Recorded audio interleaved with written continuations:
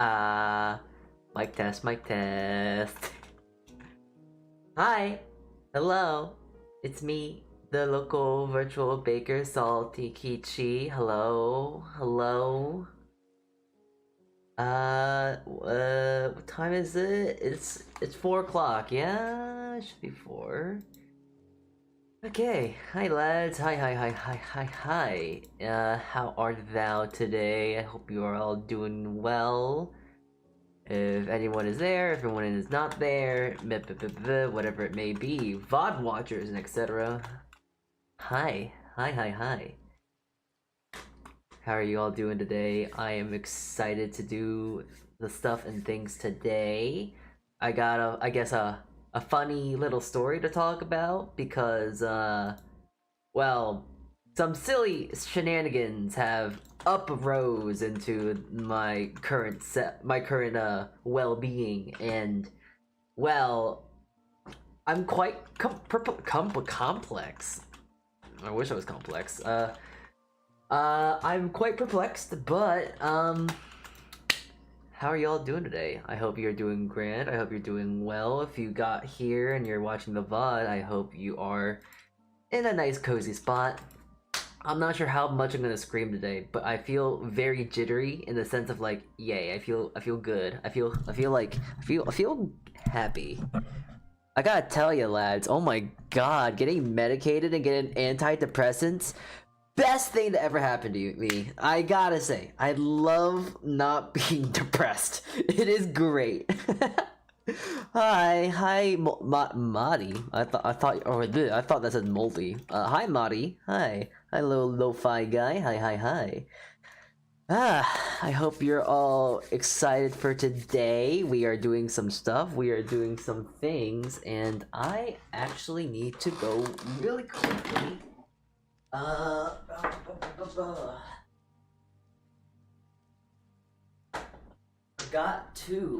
knew I was forgetting to do something. I forgot to write down recipes for today. Well, yes, write down the recipes, so to say, but, what's the word? What's the word? I got the recipes, but I didn't write them down on my phone. Well, not my phone, but my, memo pad, because today, if I haven't said it already, I can't remember, so if I'm going to repeat it, I shall. We are working on expanding the VTuber almanac of breads and whatnot. So, I'm very excited to get that started. I've been in the labs. I've been working on some breads and whatnot, and yeah, I'm quite satisfied with the ingredients that I'm using for these breads. I'm quite excited to hopefully do these VTubers proud, and yeah, they're gonna be bread based on VTubers that I've gotten a strong liking towards, of like, oh, I just like their design or their content or whatever it may be.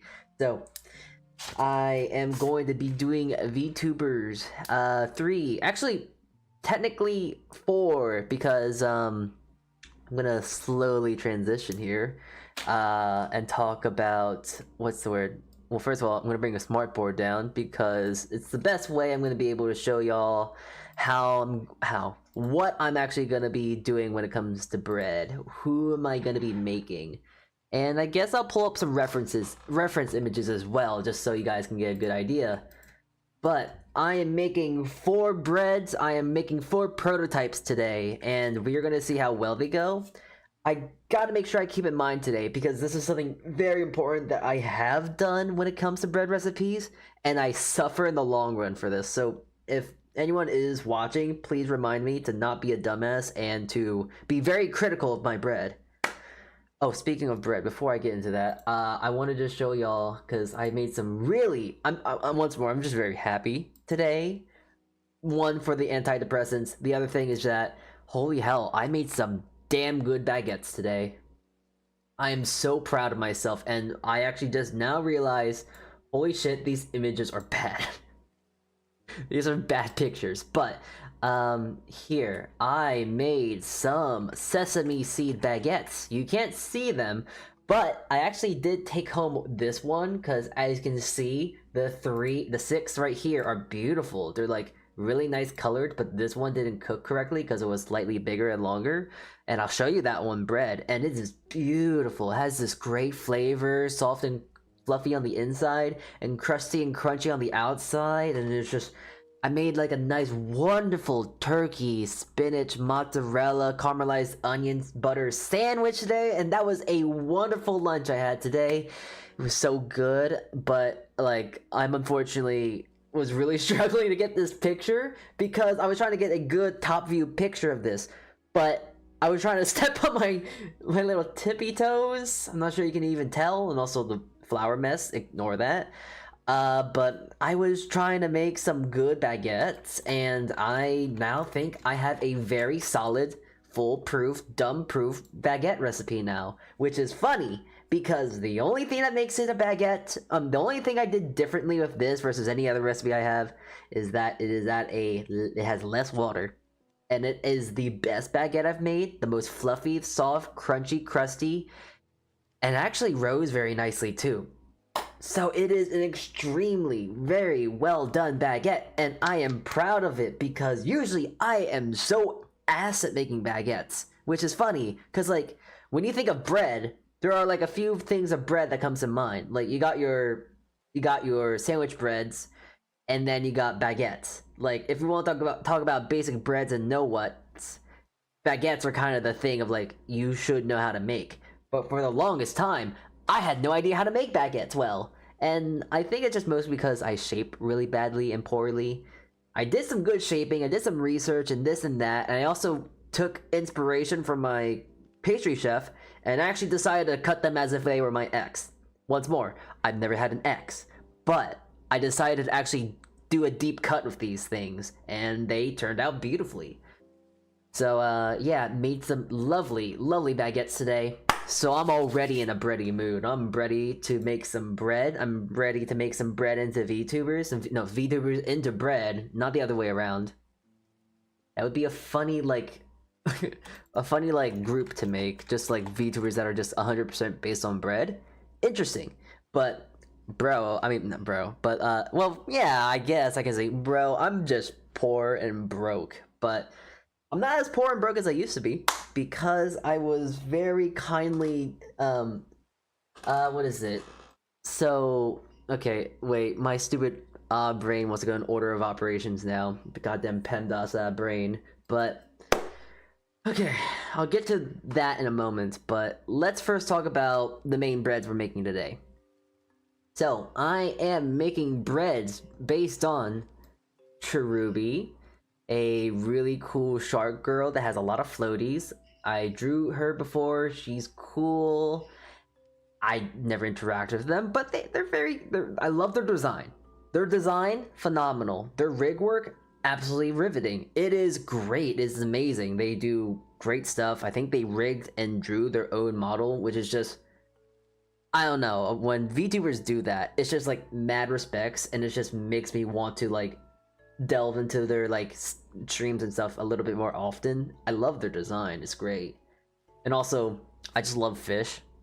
I like ocean creatures. If you're from the ocean, it's just like, it's like a magnet. It's like a magnet to a piece of steel. It's just like I kind of gravitate towards them because I just love the ocean. If I was able to, I would love to be a marine biologist, but as I grew up, I kind of realized, how the hell do you make money as a marine biologist? So that plan sunk just like the Titanic. So yeah. Anyways, for her, we are doing a very, very fun bread. We are doing a unique kind of bread. The concept is a sour cherry Capri Sun sandwich bread. The idea is that it is going to be mostly like your cinnamon raisin breads, except that instead of cinnamon, we're just gonna kind of going all in on sweetness. And for raisins, we're actually using cherry raisins because if you look at her design, actually don't care about the design, the name Ruby, Cherubi, cherry, Cherubi. It just makes me think of cherries. And if you see right here, there's a Capri Sun there. So it's just like, hey, you know, sour cherries would be nice. And making a bread with Capri Sun sounds absolutely heinous. So I wanted to try and make it. So I came up with this recipe. It should be very standard, very simple, but delicious nonetheless. I'm interested to see how this works because I actually gotta look real quick. Hold on. Okay, I'll look into it later. But I actually haven't done the math of what is it, sugar percents and stuff like that. Whenever I make and conceptualize bread recipes, that you may or may not know, I like to put percents on everything except for flour, I guess, because everything is based on the flour. Hydration percent is water is the liquid over the flour. Salt is the same thing, and yeast is also the same thing. So, pretty much the standard stuff right there. Yeah, the oil is gonna hopefully make it a lot more fluffy, a lot more soft, a lot more akin to your, what is it? To your, like, sandwich breads and whatnot. The cherry raisins is gonna be fun because they're not just like sweet cherries, they're tart cherries. So they are inherently sweet because when fruits become raisins, they intensify in that sweetness and flavor, but they're tart cherries, so they're a little sour, but like great snacks because I'm not sure about you, but I hate when something is sugar hurt my teeth sweet. This is like perfect balance of like a great sweet treat and a nice bit of tartness. It's great. And also, I already was trying to talk about this, but the Capri Sun. I don't know how many grams of sugar is in there, if there's any sugar at all. There has to be sugar. It's a juice pouch, you know? But I'm interested to see how that turns out. And I'm hoping, and I'm kind of going all in on this, that the Capri Sun will add the majority of the sweetness and flavor that I'm looking for. So I actually am going to write down these recipes as I talk about them, since that makes the most sense to me. Honestly, the thing I'm trying to really figure out here, I want to figure out, when it comes to two things, is the fat. Well, the fat's gonna be necessary because it gives that like signature, like crummy, like soft, chewy kind of flavor when it comes to your sandwich breads and whatnot, because sandwich breads are like nice and fluffy and soft and like feels unnatural and fake. But for me, I can kind of manage with that because I know how to make that thing without adding conditioners that will just make your bread into plastic. So yes, raisins. I've been actually trying to avoid the raisins for the past few days at this point because they're just fun. They're so tasty. They're just lovely, lovely little snacks.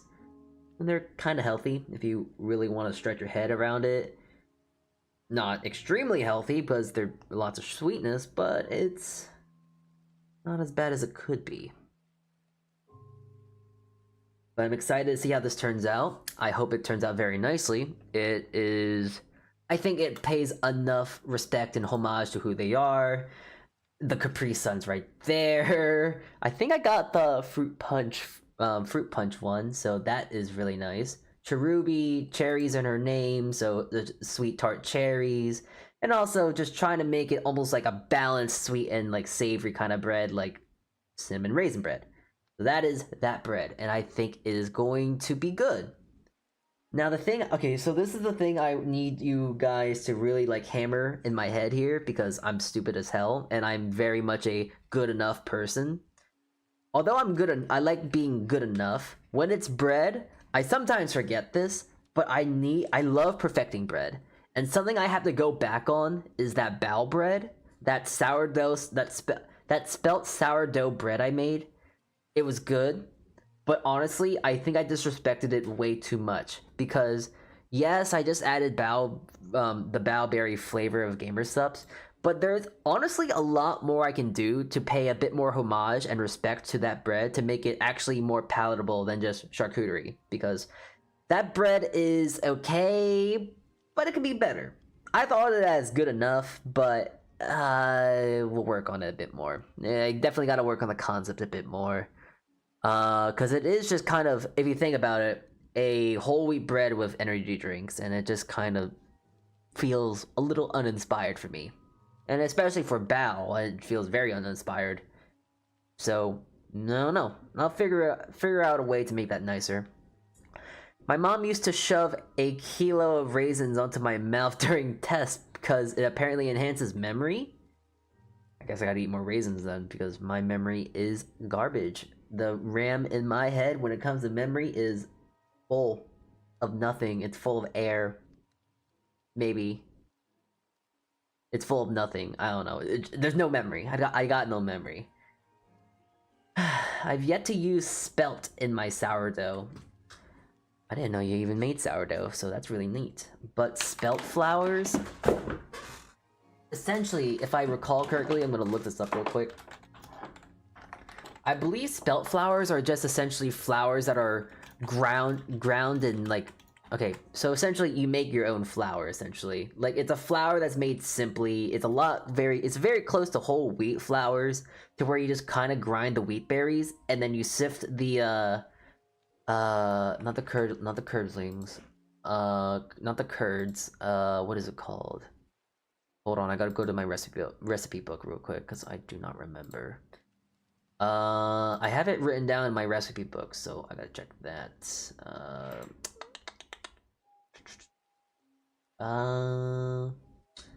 Middlings, yeah. So essentially you get the endosperm and the bran, and you separate those and sift it through a fine sieve, and then the big coarse pieces are the middlings, but you can still eat them, utilize them, etc. Like, you can make oatmeal with them. That's a very nice way of utilizing them. You could use them for like anything you would do for oatmeal, so you could make like a wheat berry oat cookie if you really wanted to. You could. But what I do is that I believe they add, well, nice flavor and texture, and their nutritional value when you have that for your breads and whatnot. So it's nice to add that extra bit of nutrition, and also getting your own like spelt flour is just fun to do. I will say it's very time consuming, but making your own bread flours is interesting. But I will also admit and say that it is a waste of time. Well, at least in the sense that I've done, because I've made my own flour, I've done the sifting process, I've done the grinding process and all that whatnot, and it just kind of tasted like whole wheat flour. It was good whole wheat flour, but it kind of was just, yeah, it wasn't bad, but it wasn't anything mind-blowing. It wasn't groundbreaking in that sense.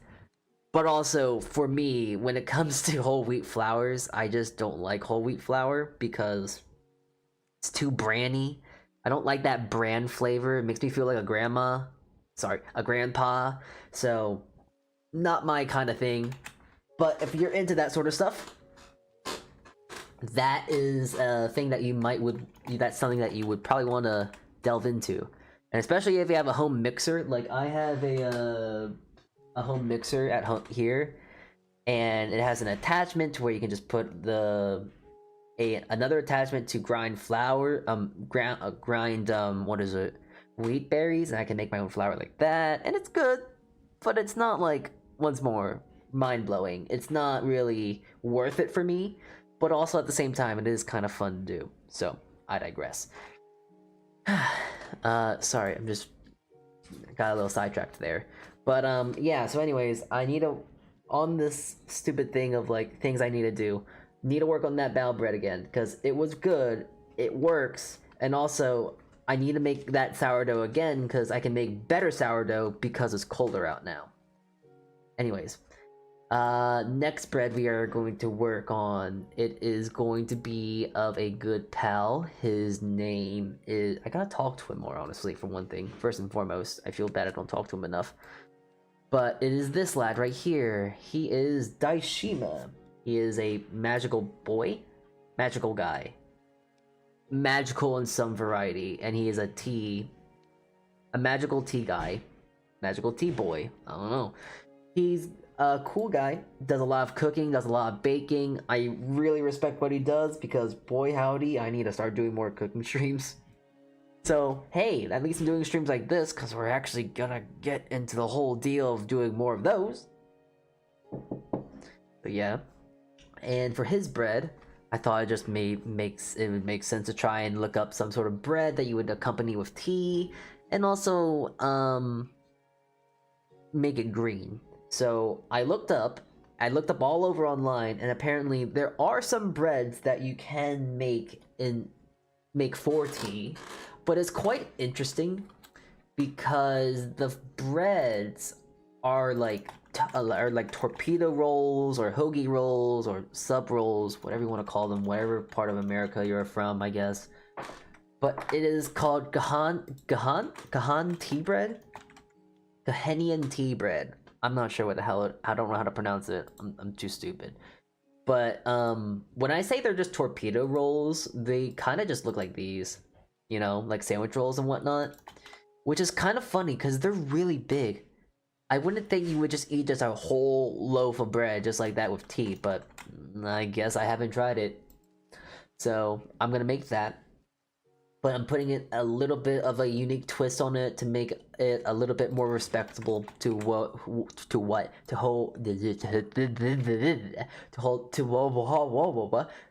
Daishima is. So since he's very much a tea guy and he's green, I think the first and foremost thing that I think of is doing a matcha flavor, which is fun because I've never actually properly made matcha. So this will be a fun experience for me as well because I actually get to try to actually make matcha. And I have like some proper like genuine tools I got while I was in Japan. So hopefully I can manage and make something.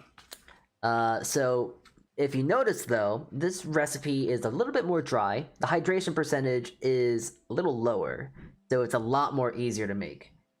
So I'm gonna write down that. Ooh, I should probably want to cut this in half for a testing recipe though, because holy hell, that is a lot of stuff to make. And also, it's really interesting and fun because I also get to utilize one of my favorite spices to use. I believe that nutmeg is an underutilized ingredient when it comes to baking and cooking in that same regard too. I love nutmeg. Nutmeg's great. I think it's a nice. It adds like a nice, like, fresh.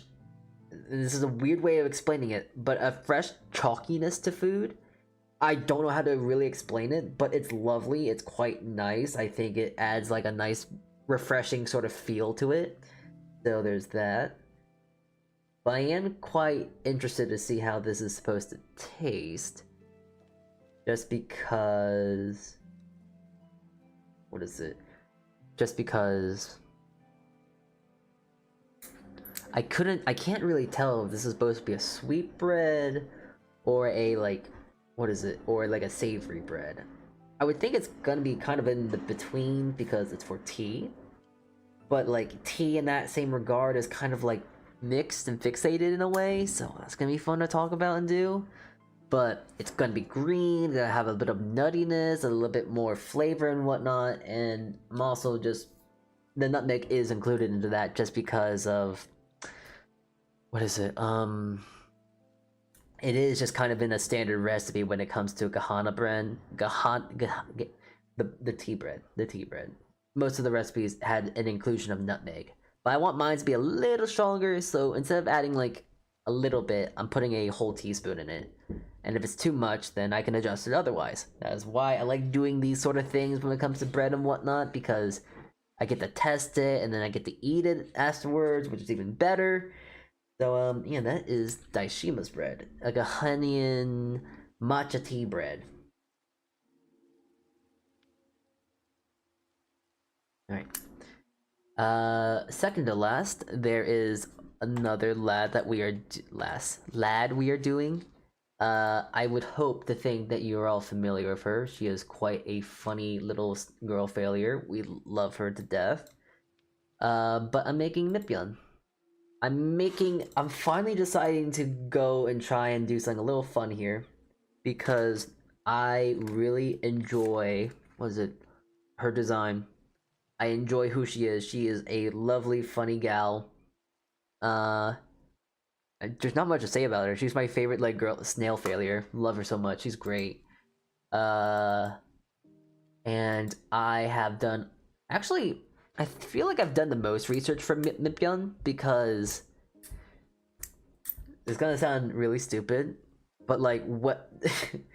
but I have this stupid thing of like, hey, you are my most blank friend, or like you're the most blank thing I know, you know? Where it's like, oh, I know Q, she's the most Puerto Rican VTuber I know, so like I'm gonna do something like extremely heavily based on their background and whatnot.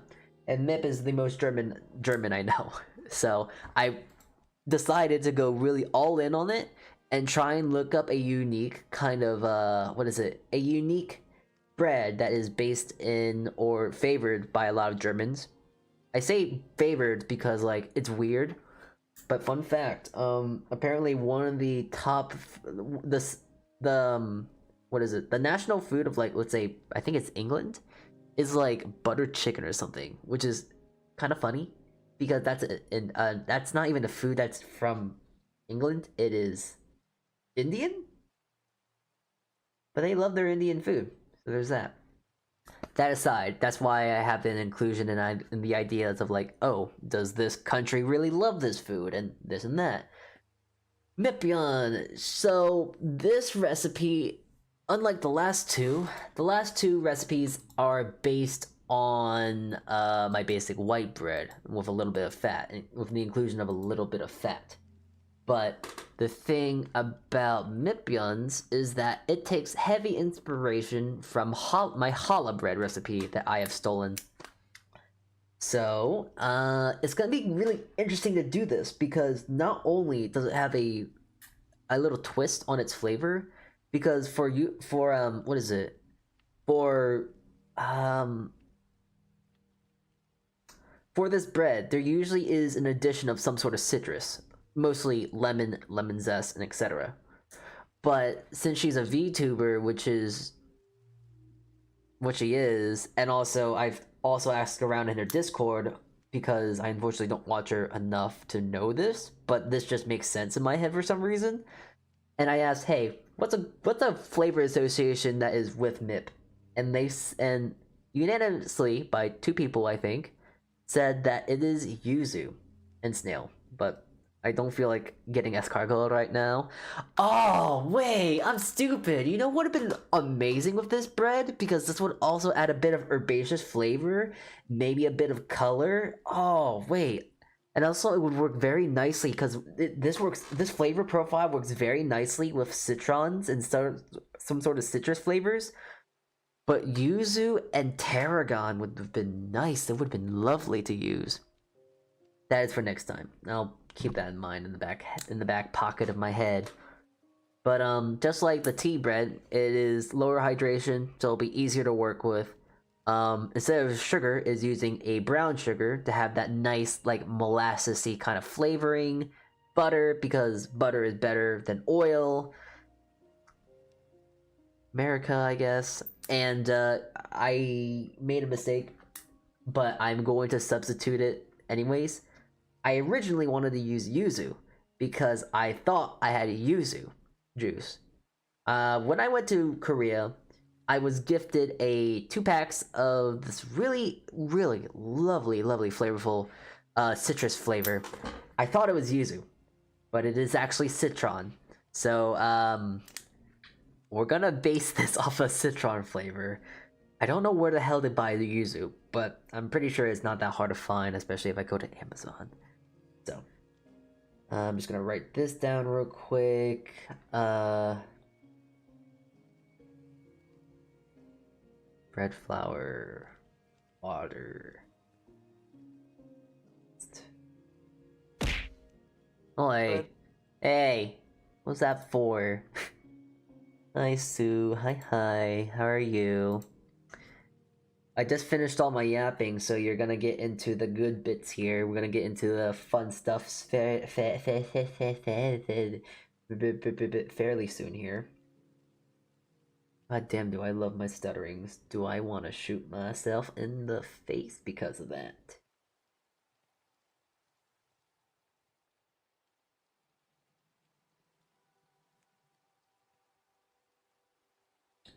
Also, it's gonna be. I'm already in the good stuff. A pizza crust is rising now. Ooh, very nice. Definitely, think about that. I need to make a pizza dough, like a good pizza dough recipe. But that's hard to make because usually to make a good pizza dough, you really need to do like a 2-day process. There's no ands, ifs, or buts. If you want to make a good pizza dough, you have to make it a day beforehand. The fermented flavors and whatnot from the next day is just required. Which is why it's really hard to make recipes that require an overnight rest because it takes more time to do, obviously. And since it takes more time, it goes ups and down of like quality, and then it's like, is it really much better, or is it just because the flavor's different? It's a whole bunch of jumps and stuff that you have to do, but of which I am willing to do. I just have to, well, I guess unfortunately, but like mess around my schedule again. I don't really like messing my schedule. I'm very strict with my schedule. But there is one more. Sorry, my pen just made a really weird sound and I freaked out. But there is an additional bread recipe that I am doing, and it is going to be kind of interesting. It's going to be kind of cool. And this is going to lead to a very special thanks because this lad and her community has done a really, really sweet service to me, and it's like kind of crazy because I now actually have money, which is great because I only had $2 in my bank account. I gotta see how I can apply. Okay. There's so many funny stories that is layered with this because I was talking to my parents about this earlier today, but we're like already 30 minutes in stream and we need to get into the kitchen because we are gonna be here for 4 hours if we just sit here and talk. So I'm gonna try and move a little quicker here. There is an additional bread recipe we are doing today, and this is just because this lass and her really nice community actually kindly donated to me, and it's like I don't think I've ever had this amount of what's the word, charitable kindness. So it kind of shook me up a little bit. It kind of kept me up at night because I'm not used to that. It's weird, but I am going to be making a bread based off this gal. Very cool, very lovely. I actually was chatting with her yesterday on Voop Chat. So very lovely lass, amazing design. I gotta probably catch one of her streams eventually, but very cool design. Evil like cryptid moth gal, very cool. I really love her face. Like I don't know how to explain it, but like it's a really like pretty face.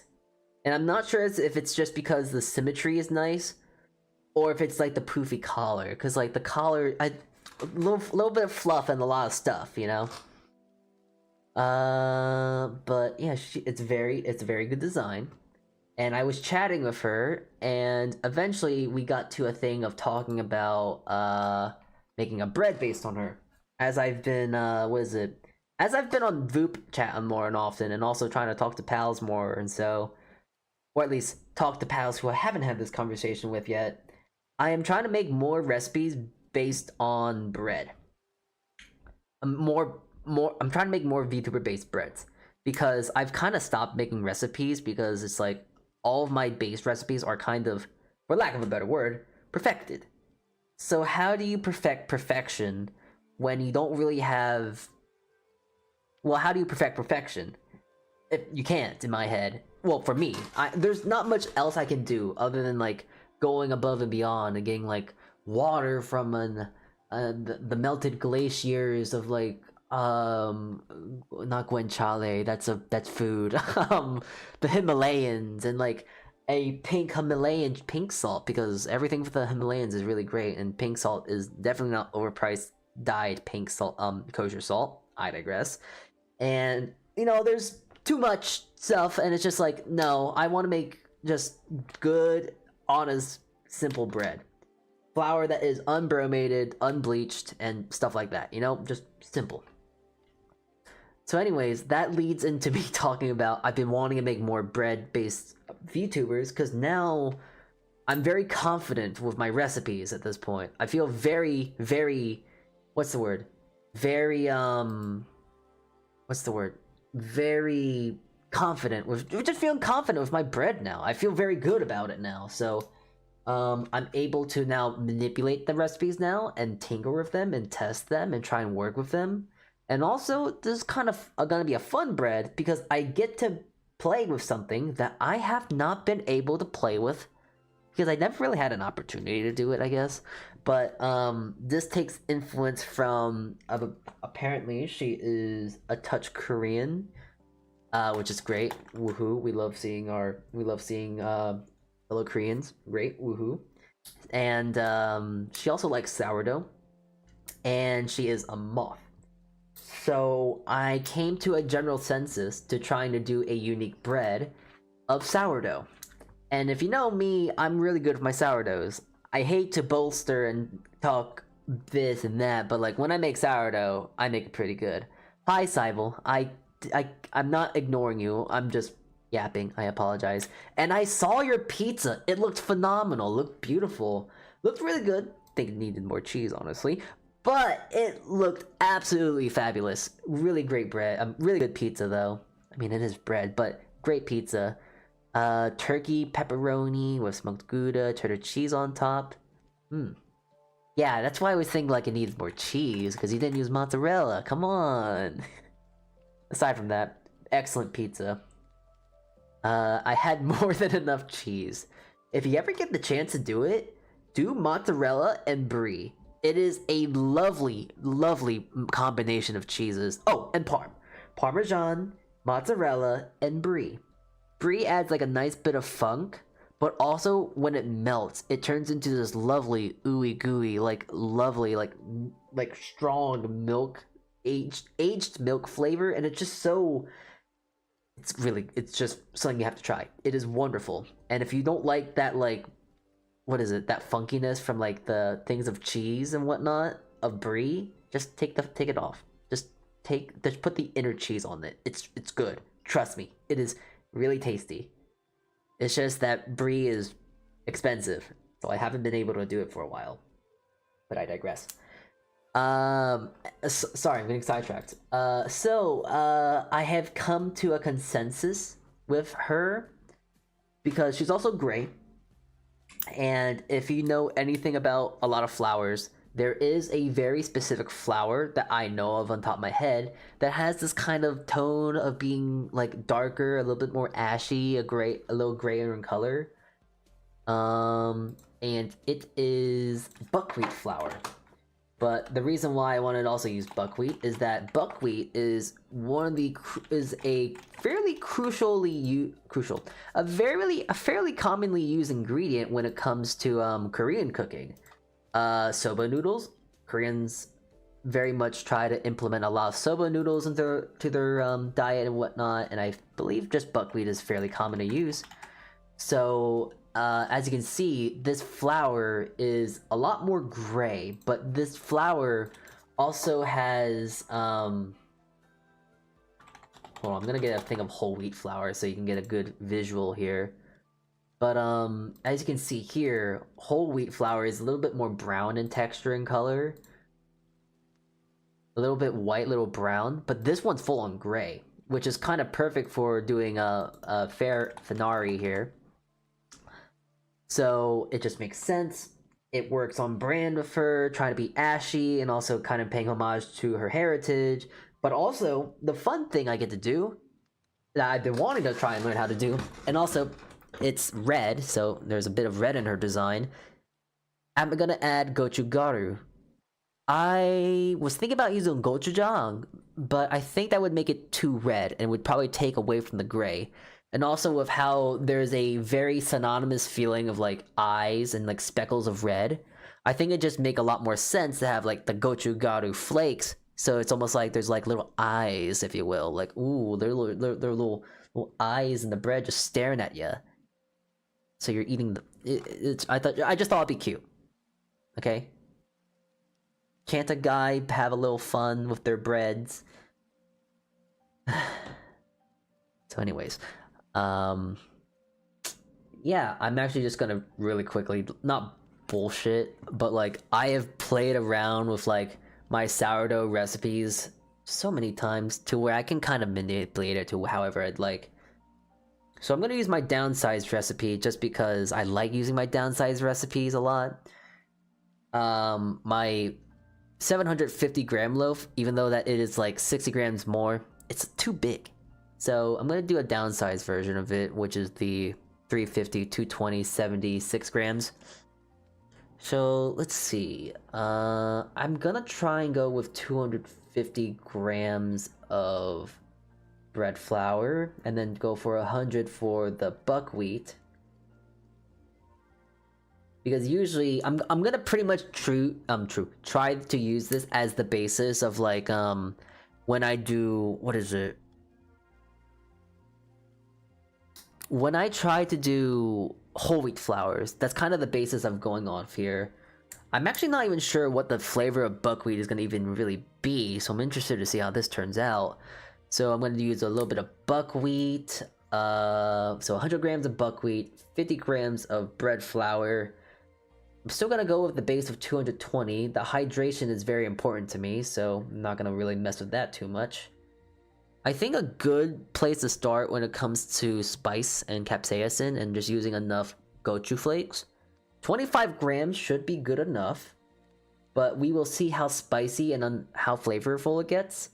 I'm also kind of interested to see how this will interact with the fermentation process, because gochugaru has a bit of sweetness to it, a bit of smokiness as well. And of course the spiciness, so I'm not sure how that's going to interact with the aging process and the fermentation, if it's going to get stronger or weaker. That is something that I have to guess and play with. Considering that there's also a lot to work with here, I'm going to bump that 70 to 80 grams of starter just so I can give Wheatley a bit of a chance to rise. And then we're going to go with actually 5 grams of salt, because with each gram with salt, it can make things spicier than they want to be, and I think that the gochugaru is going to add enough unique flavor that it kind of would not going to need as much salt. But once more, this is just a conceptual recipe that I will unfortunately have to take to the next day. I'm not gonna show it on stream because I can't make 8 hours into 3 hours. That's just not. I'm just. What do I look like? Oro crony. I'm not a time god or anything like that. I'm just a virtual baker, so I can only do so much. But yeah, essentially the concept that I made for her was a buckwheat gochugaru sourdough bread, and I think that sounds quite lovely. We're gonna see how that turns out. Do you have any recommendations for equipment for someone who started to make bread at home and might need? You need a bowl. That is all you okay, so okay, this depends. Also, welcome in, May. I hope you have a great welcome in. I see new chatter, so welcome. If you want to get into bread baking, first thing you really need, and I'm not saying this to be cute, but you're gonna need patience, a good attitude, and a bowl. Those are the 3 most important things you need. You need a good attitude because, well, okay, and an oven. Okay, yeah, it's kind of a given though. Like, yes, let me bake without an oven.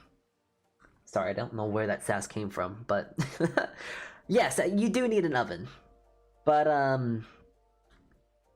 yeah, let's talk about that real quick. If you want to make a good bread, you need to have a good attitude to where you are ready to fail, or you're ready to you're just ready for if you get a good or bad result. Sometimes, if you have never made bread before, you're probably gonna have a rough time, and especially if you don't know the ins and outs when it comes to making bread, it's difficult. Trust me, I've been making bread by myself for 5 years. 5 years? Yeah, I have no professional experience. I have no educational background. It has been 5 years of trial and error, and I've now gotten to the point to where it is consistent, which is really hard to do. It's just really hard to do. But you need to have a good attitude. Make sure that you're ready for failure and being able to parade on your success when you actually are able to do it. And patience. Patience is very, very important, because there are so many times in the past where I was on track to making the best bread I could, but I simply just didn't want to wait another hour, and I fucked over the bread. It was just an hour to perfection, and it just needed an hour more to rise. Patience is very, very key. And of course, I would recommend a bowl, because a bowl is just so important to making bread. You can do it on this. You can make bread on a flat surface. It is possible, but a bowl is undeniably the most important thing you need. But if you have all those things and you want something to help make your life a little bit easier when it comes to making bread, honestly, I would recommend just go to Amazon and go get that go look up a sourdough baton a sourdough basket, because with a sourdough basket, often they will be accompanied by alame, or alam, which is Lame, alam, the basket, the bread basket, the proofing basket, and you'll also usually get a bowl scraper. So you'll get those 3 very useful things for essentially like $10. It's actually not bad. So I would recommend, if you want to get into bread baking, sourdough bread baking, that is a good bargain to get. Bowl scrapers just make life just a lot easier. Oh, shoot! I'm so stupid. Wait.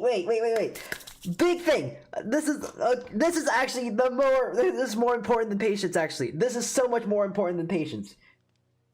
Get a gram scale. Get a scale that can go into grams.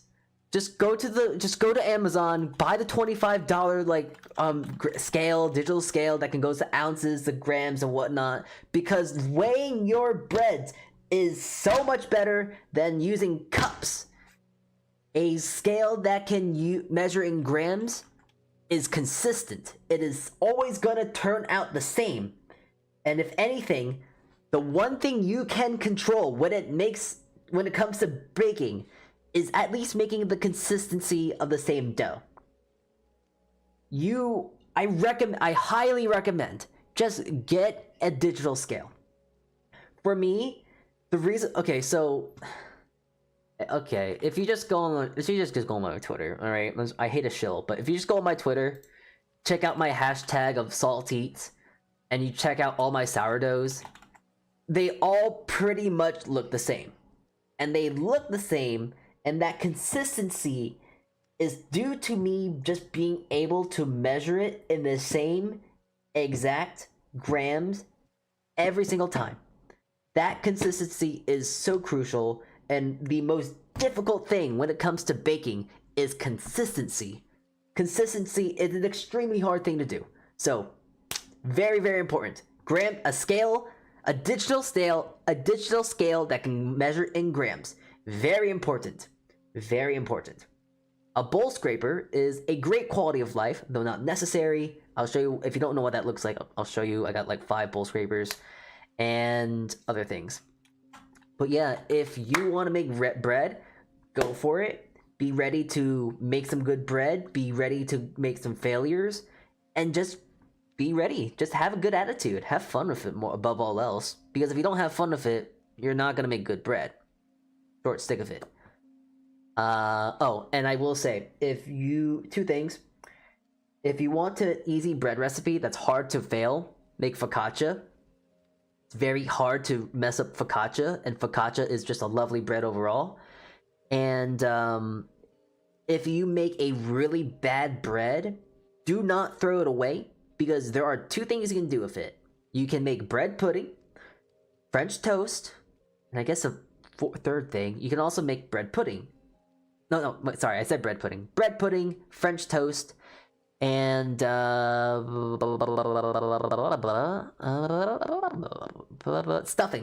stuffing. You can make stuffing, and you know, it's November. If you're American, you know just as well as me that stuffing is coming. It is November. It's Thanksgiving soon. So, hey, you can save up, stock up, make sure you have enough bread for stuffing, and even though it might not look good, maybe it might be dense, oh my god, that stuff, when you make sure you got its flavor down, is great for stuffing, because then you don't have to go buy bread. You have failed bread that can be utilized to make a excellent stuffing. By the way, oh, could also make croutons. That is also very true. Personally, I don't like using croutons, failed bread for croutons, just because I don't really like a dense crouton. It's like too hard, and especially when you crisp it up, it's just like I like a nice, soft, crunchy, tender piece of a crouton more for my salads. It's not. I don't want to fight it, you know. So yeah, nearly an hour late. Croutons for soup. Okay, you know what? Touche. That actually is. That's very smart. I didn't think about that. I don't usually use croutons for soup, so that's me. But very smart. That is something you can do as well. And if you have a food processor or a Vitamix, you can also make breadcrumb as well. So there's that you can do as well. Anyways, I've been doing too much talking. We have to get into the kitchen. We have been here for an hour, and well, first of all, thank you for listening for me talk for an hour about what we're going to do. And we're going to finally get into the goddamn kitchen. Alright.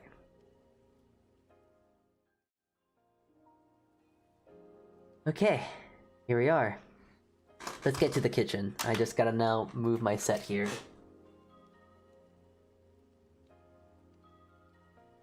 Camera check. Alright.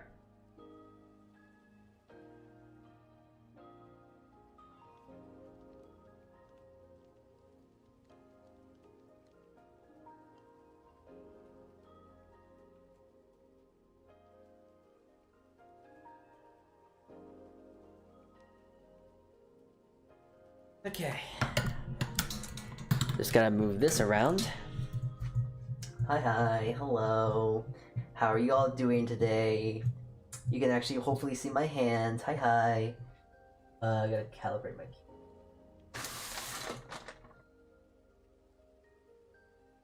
Okay. So, oh yeah, I didn't talk about it at first, but I was actually able to get buckwheat flour. It was a bit of a pain to find. This is it.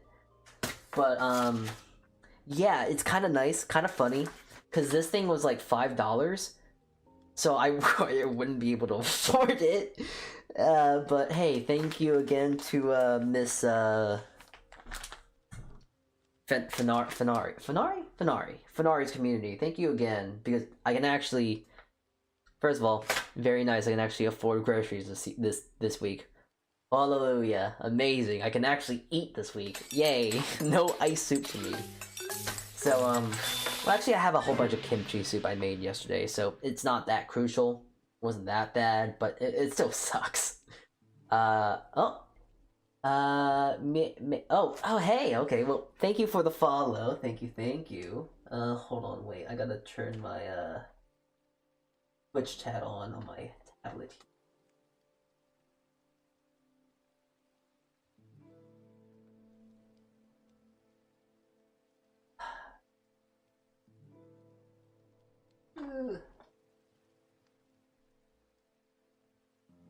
Okay, hopefully that just disappears eventually. Anyways, so I have pretty much all the ingredients here that we are going to be using today to make this lovely, lovely assortment of breads. If anything, I might not have enough matcha, so we might have to downsize that recipe a bit. Wait, what's with the Capri Sun? We're making Capri Sun bread, that's why.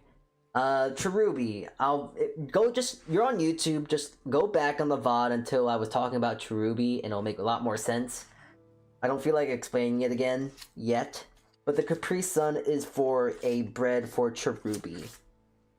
So yes. I actually also am very happy to get some juice boxes because, hey, I'm gonna say it. I think every now and then, I think it's good to treat yourself to a bit of a juice pouch, okay? It's good to treat yourself every once in a while. And also, I honestly, I kind of want to just have one because I don't think I've had a Capri Sun ever since I was like 7 years old. So, I used to drink wild cherry a lot though, so I don't think I had fruit punch, so. Ah. Oh, that's nice. Yeah, like, I gotta say it. You know, it's nice to have it's nice to have a juice box every now and then, okay? It just, I think it makes it puts you in a nice chipper mood. It's like, lovely. A lovely juice pouch, you know? Fruit punch was the best though. I just was a very artificial cherry guy, so that's just me. I just love that cherry flavor. It is nice though. How much sugar is in this though? I'm intrigued. 11 grams of sugar per pouch, I think. Yeah. 11 grams is not that bad actually. Never met a cherry enjoyer until today. I mean, look, I have sour tart cherries here. These are delicious. Not too sweet. Has a nice bit of sour to it. Ooh, it's great. Lovely flavor. And also, here's my, what is it? My, the flavor I'm gonna be using for Mipyun's thing. It's not yuzu, but it is yuja. Yuzu. It's only two different letters. We're like 50% there, so hey, perfect enough. Artificial cherry enjoyer, my bad. Yeah. I don't like many artificial things, but you know, I've had artificial cherry things my entire life, so it's hard to not like, just because it's so deeply engraved in my psyche.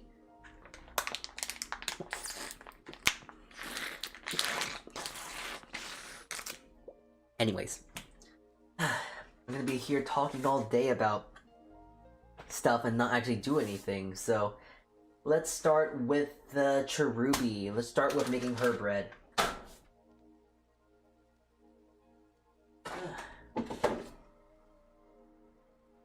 And you know, since I am doing, making bread and whatnot, I'm gonna try and talk about some insight about some of these VTubers. As much as I can, at least, because I don't know these VTubers like the back of my hand, because I unfortunately just don't watch VTubers enough. I'm a fake VTuber enjoyer. I like watching VTuber clips and their Twitters, and sometimes popping in their streams, but I am too unfocused to watch those streams. But I digress.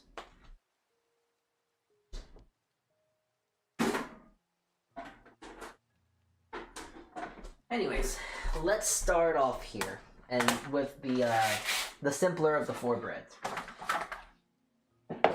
I'm actually quite excited for this, because if I make this and it turns out quite nice, I'll have some nice, like, cherry, like, not, well, yeah, some nice cherry raisin bread for tomorrow morning, and I might even be able to make bread pudding. So, it'll be nice, it'll be lovely. Alright, so, first things first, I'm going to get 2 juice pouches, 2 pouches of Capri Sun, because for each pouch there's like 170 milliliters or grams. Also, fight me if you want, but milligrams and grams are the same thing. The deniers will tell you otherwise, but they are just the same thing. Fight me. And I am going to need 220 grams of Capri Sun. Wild cherry. I mean, not wild cherry, fruit punch.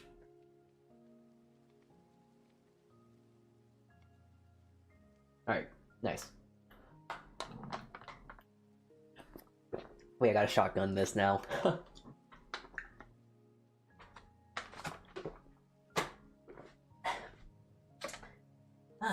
refreshing. And I need 7 grams of yeast, so instant active if you want to be very particular on what kind of yeast I'm using. Alright, that's 7 grams. Here, wait, let me actually move this up a bit so you can possibly maybe see the number here. There you go. Okay, gotta move the Capri Sun box. I'm gonna need this right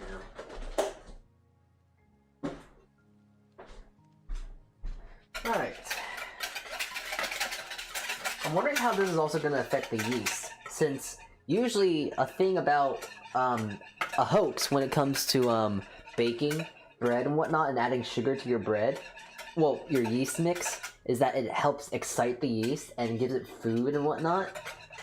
Although that is true, it's also sugar has a lot of properties that are very much like salt. And for lack of a better word, it actually diminishes the amount of rise when it comes to it diminishes the amount of potential rise for yeast. But the thing about this recipe is that I did keep that in mind, so that's why there are some numbers that are a little bit weirder and stuff and whatnot. And also, hopefully, the cherry raisins have enough sort of natural yeast on the outside that it will actually help further increase the amount of growth potential. Because usually a lot of raisins and stuff like that, they have some tannins, which also has some natural yeast on the outside. So I'm banking on that to help out a little. And once more, since these recipes are kind of prototypes, I am expecting none of these to go right. I'm hoping that these are, at minimum, acceptable. Okay. So, with that, I need 360 grams of bread flour. 360.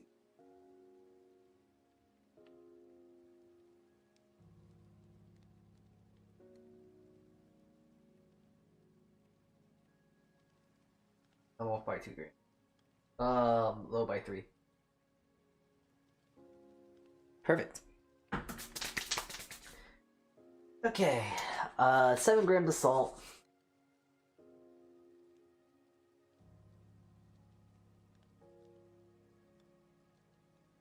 Okay, good.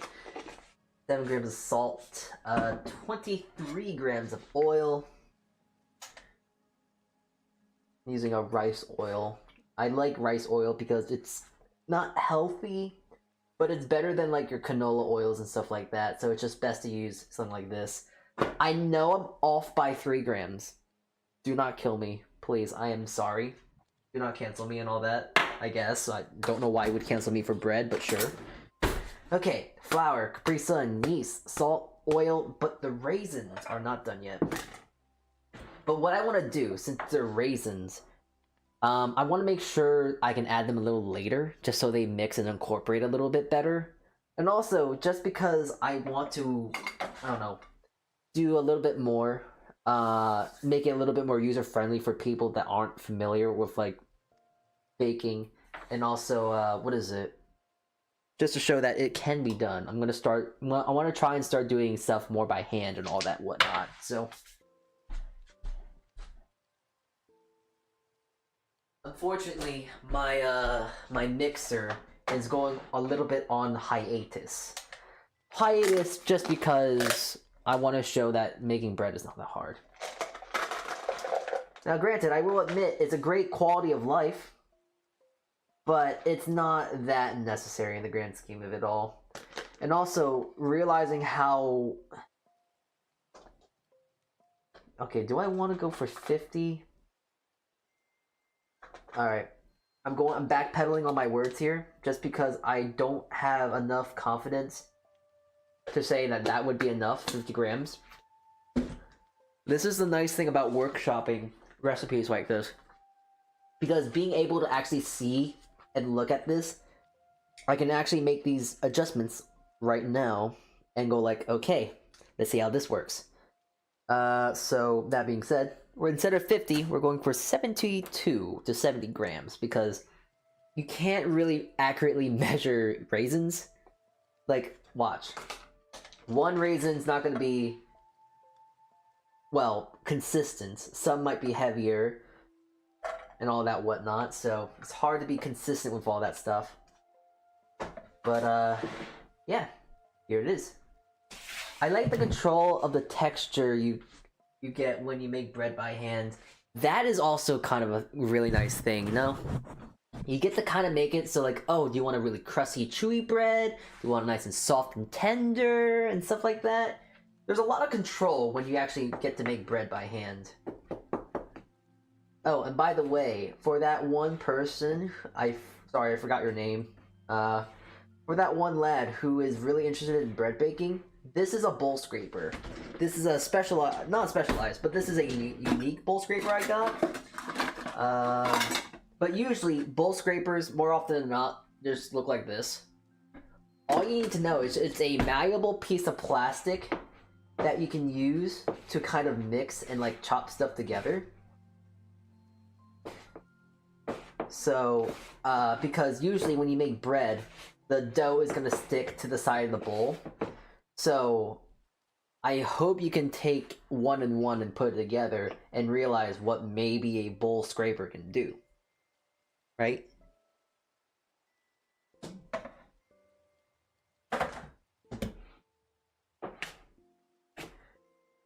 Okay, so I've gotten to the point where it's kind of coming together into a little bit of a mess. So now I can add my raisins.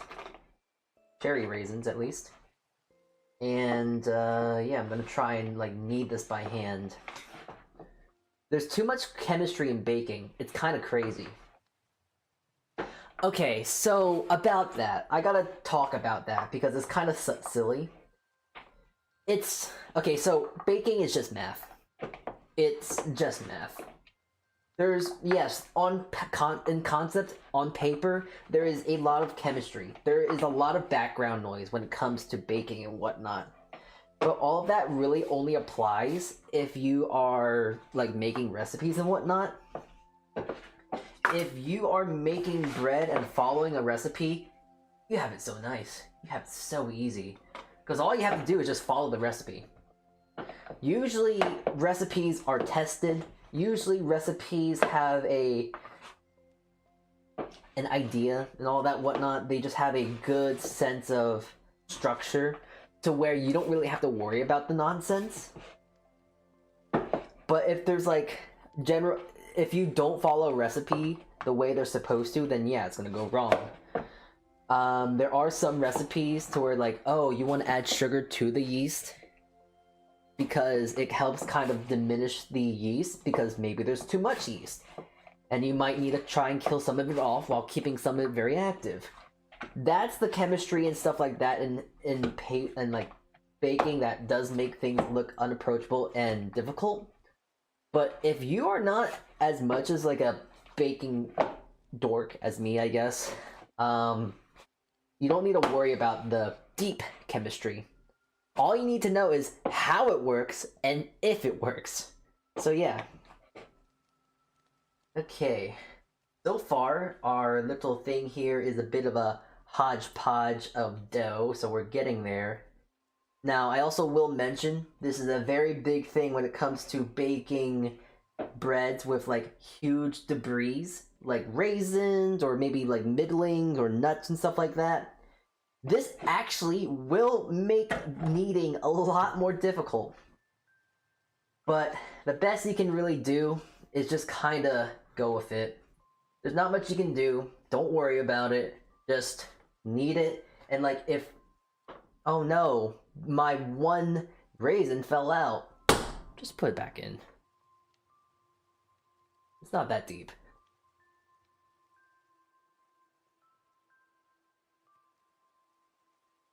Alright, I'm gonna try and go a little faster here.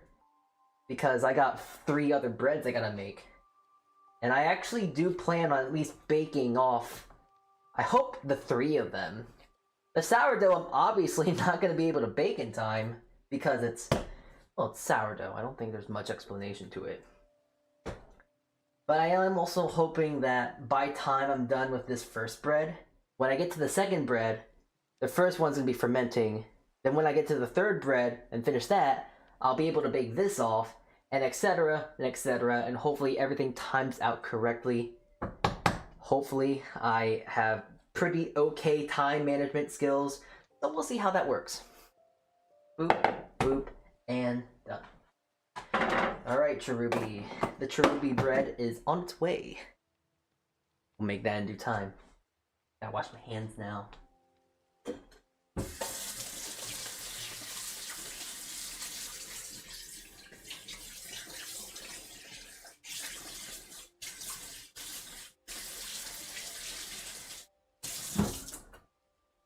Okay, let's see.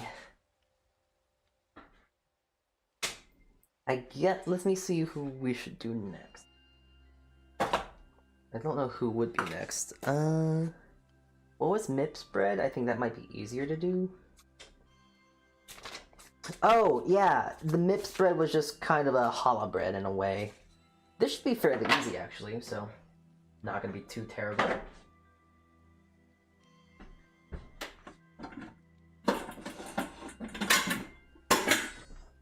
Terrible in the sense of, what is it? Terrible in the sense, wait, okay, it's not disconnected.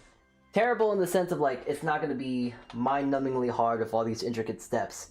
And Daishima's is going to be a little harder because it's, it requires making matcha, and I'm not good at that. But I digress. So, we need 100 grams of water.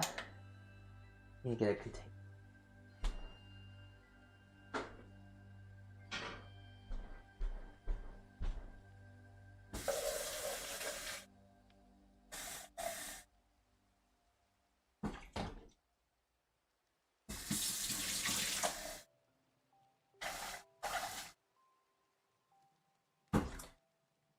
Dude, challah French toast is so good. So, perhaps this is just me, but I think challah is just kind of okay. It's a kind of an okay bread. I get it. It's like a haram. It's a challah. I think it's a challah bread. A bread that's halal or something like that. I don't know. But it's a cool bread. It's tasty and all that whatnot in between. But I don't know. Maybe it's just because I have a personal vendetta. Just because making those braids is a pain in the apple. But once more, my other biases aside, we're just gonna carry on and not worry too hard about that. But I do like challah. It is a good bread. Honestly, I can see it being really good for like what is it? Croque madams. But I imagine just eating it would be really weird unless you get a really nice tall challah bread. But I don't know, challah. It's hard for me to make. I'm baby, I guess.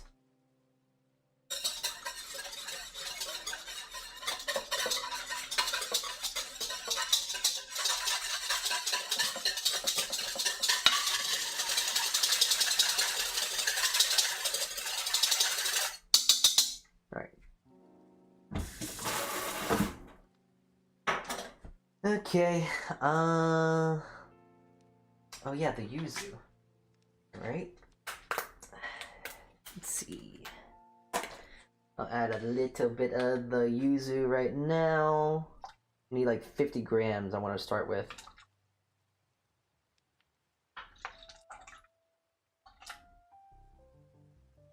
You know, in hindsight, I probably should have added this later. Just because citron has citrus, and that's an acid, and that might actually kill the yeast, so I'm just kind of realizing that now. This is why it's also important to do these things, so then it's like hindsight will hit me, and it's like, oh, that was a bad idea?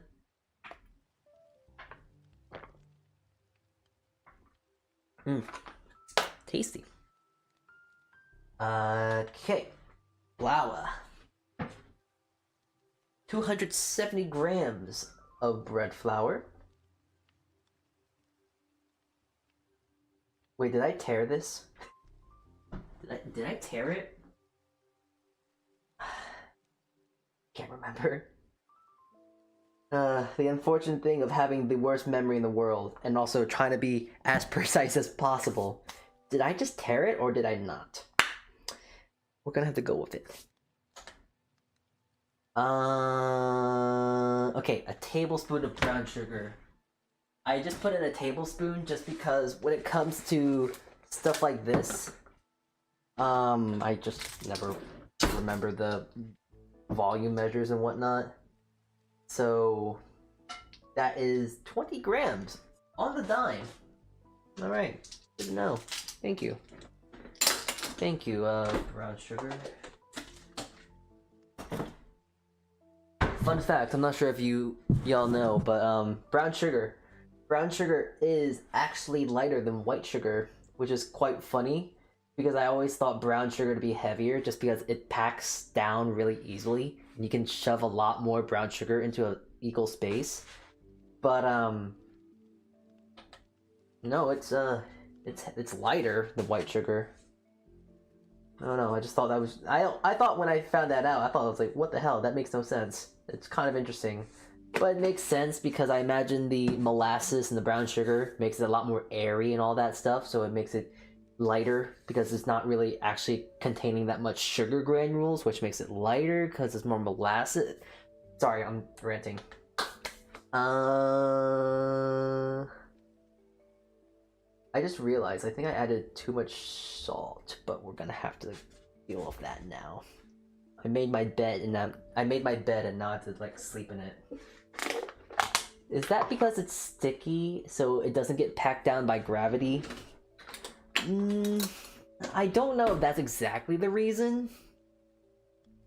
I'm not really too smart with this stuff. I just know that it's lighter. So, anyways, I'm gonna put in some room temp butter. It's always good to add in room temp butter. It's easier to mix into a dough. So I need to get at least 52 grams of butter. If I go a little over, I'm not gonna cry about it. Mip can cry about it. That's not me to worry about. Well, I mean, I guess it kind of technically is, because if I'm making this recipe, it's best not to worry about it. Gotta utilize this energy for more important things, like making bread, not worrying about bread.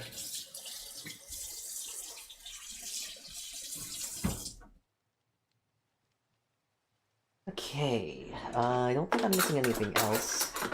Bread flour, water, yeast, brown sugar, salt, butter, and yuzu. Here we go.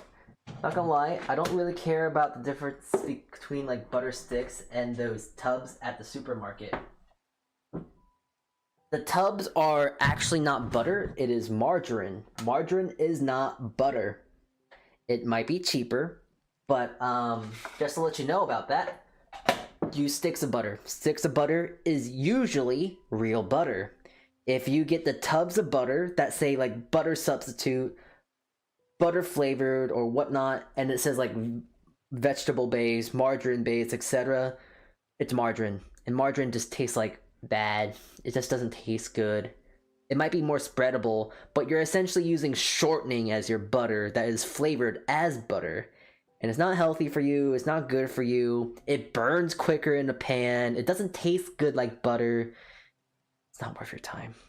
Just pay the extra $1. And I hate saying that because I don't want to pay an extra $1 for butter, but like, I'd rather use something good that will kill me slowly than something that is cheaper but will kill me quickly.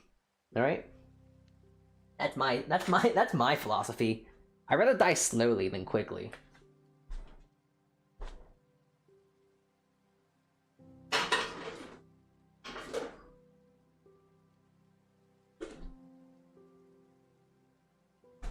Also, I'm hoping.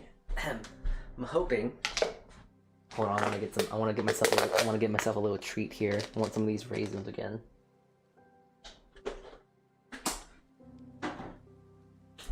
I'm hoping. I forgot what I was hoping for.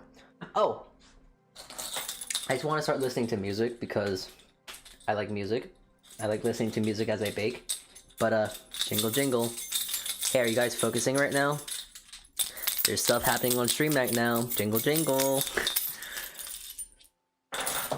Anyways.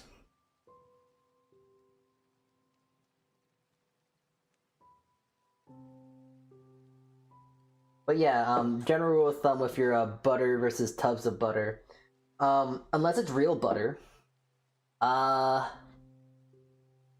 it's margarine, and margarine's just ass. It's not good. Disgusting. Cruel streamer calls calls viewers back from the kitchen. Yeah, chat. Don't you know it's lunch? It's dinner time. I'm going to make yourself. I'm making us a lovely meal. All right, and I want you to come in and say hi. And I'm gonna make you a lovely, delicious meal. Don't you want like a homemade meal? You just summoned my dog into my bed.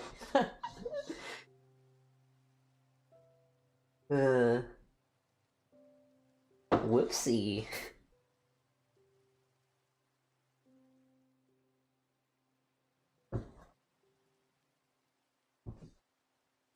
Onto your bed, same difference, right?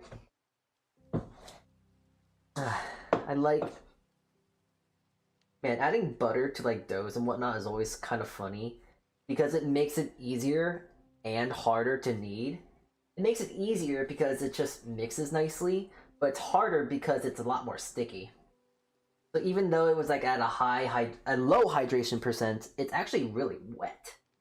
But it's all like a, I guess, illusion because it's still very wet, but it's still very dry. But that adds flavor and also a little bit of moisture. That's why like steaks and whatnot are always better when they're a little bit more fatty. Sorry, I'm like jamming now because I'm listening to like great music. Peak music, I would say. Anyways. Back to the kneading and stuff ordeal. But yeah, I can actually try and talk about VTubers now because I actually know a bit more about Mip. I've actually collabed with her on a few occasions. I like Mip. She's great. She's funny, very sweet, very silly and goofy, but I really love her content. She does a lot more React stuff now, which I just don't like watching React stuff. It kind of bores me in a sense. But she's actually been getting a lot of popularity from it, and I'm so happy for her. She definitely is a VTuber I feel needs to be seen a bit more. So I'm glad she actually is getting the proper viewage that she deserves. But it's also kind of funny because she's doing a lot of React stuff on cooking. Well, Gordon Ramsay more or less. And I love that. That's the only kind of React stuff I like to watch because it's like I love watching people react over things that are either really simple or really like, oh yeah, of course you would do that, or oh wait, that's kind of fine, you can do that in the kitchen. But I digress. Listening to music makes anything you're doing 100 times more enjoyable. Agreed. Which is why it's always nice to have like music in the background of stream. Speaking of which, can you guys actually hear the music? Is it too loud? Too quiet? I'm not sure.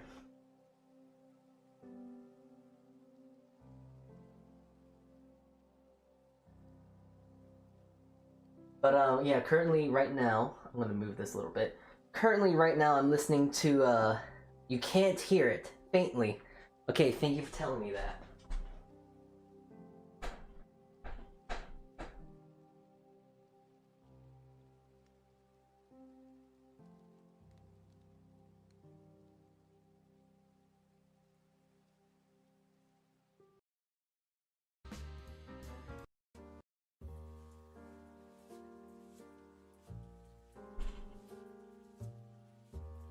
Okay. I changed the music so it should be a little bit louder. If I turn the volume up, I can barely hear it. Now it's audible? Good. Yeah, I put on some calm Minecraft music, but I guess the music was a little bit too calm. So I now put on some like little jazzy lo-fi. Yes. Right now, I think I'm listening to, oh yeah, I'm listening to Spoken For Me. Love, Folly. Folly's music's really grand. and listen to a lot of Vocaloid more again. Great. It's kind of funny because like when I initially started listening to Vocaloid, I just was like, I was kind of almost taken back to like high school days, to where I just liked listening to edgy music because it just made me feel. It made me feel something, I guess. But yeah. I'm actually enjoying the music for what it is, the nice jams and all that sort of stuff, so yeah. Alright. That is good enough. Now it's kind of funny, because like you would think like, what do you mean this is good?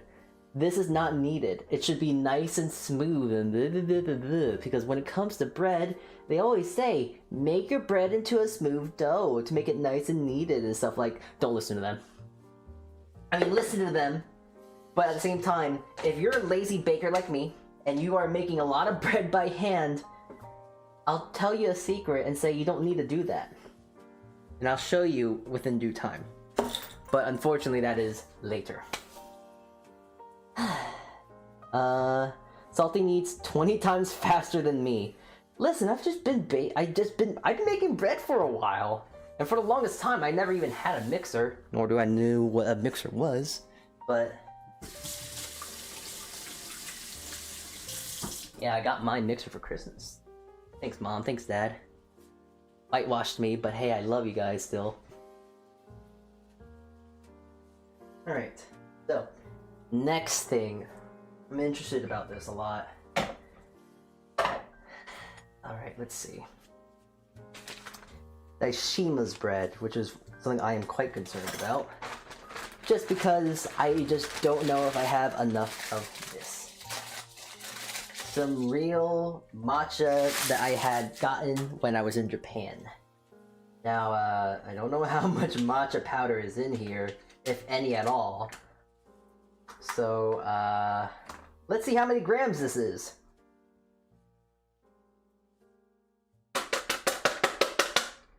Two grams! You know what? That's all I got. So we're gonna have to work with what we got right now. 2 grams! Alright! 2 grams to 350 grams of water. Ah, wonderful. Lovely.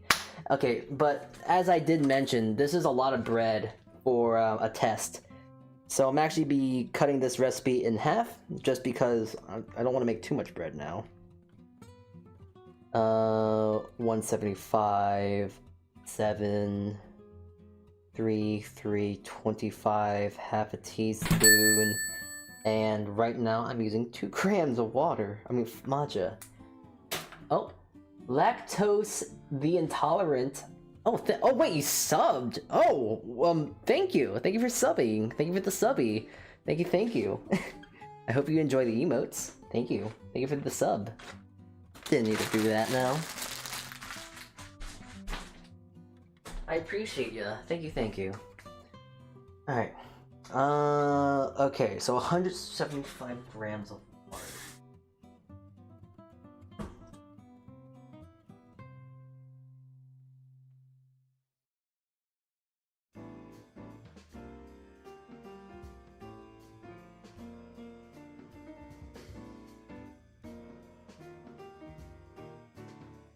There we go. Okay. Gotta get my whisk out. And yeah, I'm just going to treat this as if it was like me trying to make matcha. I have a good VTuber pal that I'm kind of wondering if he's gonna be upset with how I do this or really impressed with how I do this. Just because making matcha, he knows how to make matcha. I think he's like a barista or something like that. Or, I don't know what he does. But yeah, I got this lovely, like, little cute thing. I got this from Japan. I'm not sure if it's like a tourist trap sort of thing, but it is very nice. It's very cute, and it has made some really nice matcha for me once. But I haven't really made matcha that much, just because matcha is very difficult for me to make. But yeah, I know the thing is that you want to imbue a lot of air into it.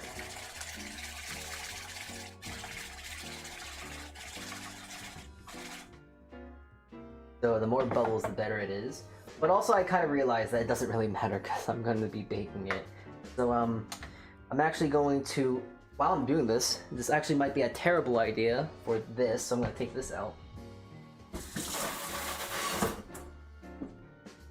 I'm actually going to also put in the yeast. Since if we're mixing and whisking, we might as well put some yeast into the party. 4 grams. Oh no, 7 grams, okay. Jeez, why did I put so much yeast in this?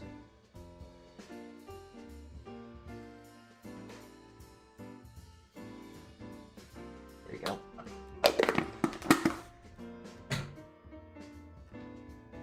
Gotta get my little guy here.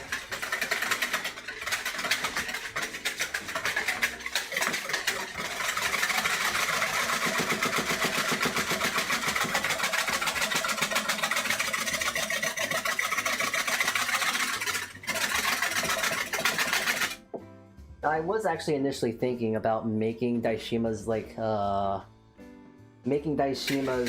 tea. I mean bread. I was thinking about using Earl Grey tea because I thought it'd be funny. I think he really doesn't like Earl Grey, but I think it'd be really funny to make Earl Grey just out of spite. We like to be a little silly here and all that, but I just thought it'd be kind of funny. But also, I kind of chose against doing it because I imagine when you actually bake tea, it becomes volatile. Because if you know anything about basic tea making, the hotter you make the water, the more likely your tea is going to become bitter. So I was wondering that, oh wait, even if I used a tea bag, would that become bitter? Would the flavor become volatile? Would it not be a really lovely experience with bread if that was the case? So that's why I'm also trying to use matcha, because I'm not sure. Well, matcha is a very, very popular flavor, and I imagine people kind of worked around using matcha. So I'm wondering how well this works at the end of the day. Now, let's see. Chat, I need your opinion. Should I be lazy or should I be really nice to this bread? Answer this question now, please. Because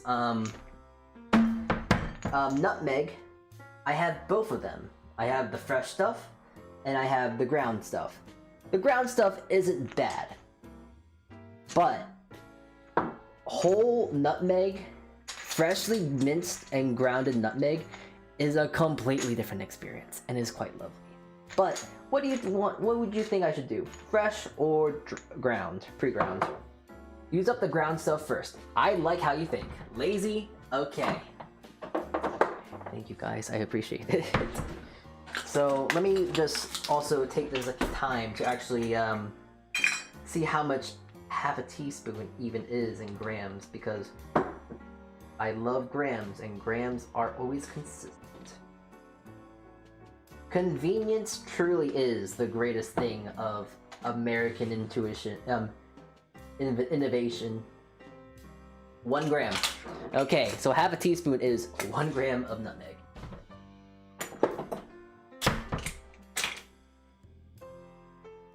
Okay, 1 gram. Actually, this actually smells quite nice. The nuttiness, that earthiness. The nuttiness from the nutmeg and that like nice spicy feel that you get when you smell nutmeg, and that nice earthiness that what is it, nutmeg that a matcha has. This already smells actually quite lovely, and I'm actually quite interested to see where this goes already. I'm gonna just mix this a bit more. I really want to mix in the nutmeg because I'm not sure if nutmeg is also like cinnamon, because if you don't know, cinnamon is very hydrophobic. It doesn't mix with water very well. So I'm wondering if nutmeg has the same properties. Grams are a French innovation. Oh no, I'm talking about not the grams. I'm talking about pre-ground stuff. That's like industrialization, not really American. An industrialization innovation. Sorry, I just had a stroke there. Just Don't question it. I'm fine. Okay, so anyways, wait a minute, 300 grams? No, that's fine. 300 grams of bread flour. So close.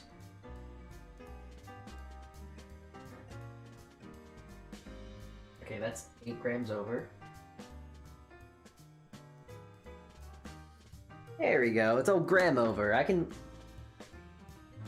There you go. Now it's perfect. Alright. So, I'm actually gonna have my intuition kick in. And I'm actually gonna make the sugar be a little bit more intense here. I have a feeling that it would be very beneficial to have a much more sweeter loaf. Especially with matcha. And also, I imagine it would work very nicely with the nutmeg and all that. So I'm gonna use my little bit of baker's intuition, and instead of doing 3, I'm gonna do 5 grams. Boy howdy, look at me being really spicy by adding 2 extra grams of sugar. And even though I say it as a joke, it is actually quite funny how 2 grams can really make a difference. I shit you not, when I was making my sourdough recipe, for the past voice crack, Jesus Christ, I'm waiting for that second puberty, sorry. For the past like 3 years when I was making sourdough, I could not, for the life of me, agree if I wanted to do 8 grams, 10 grams, 7 grams, because every single gram made a drastic difference in rise, flavor, and intensity of the sour flavor. So it's funny how 1 gram can make the difference, but that's kind of baking for you if you don't know. Baking, those grams really do matter. If I had known any better, people might think I'm talking about weed, but that's not my thing. I think it's a waste of time, but that's me. Salt. Me, I gotta put myself in there.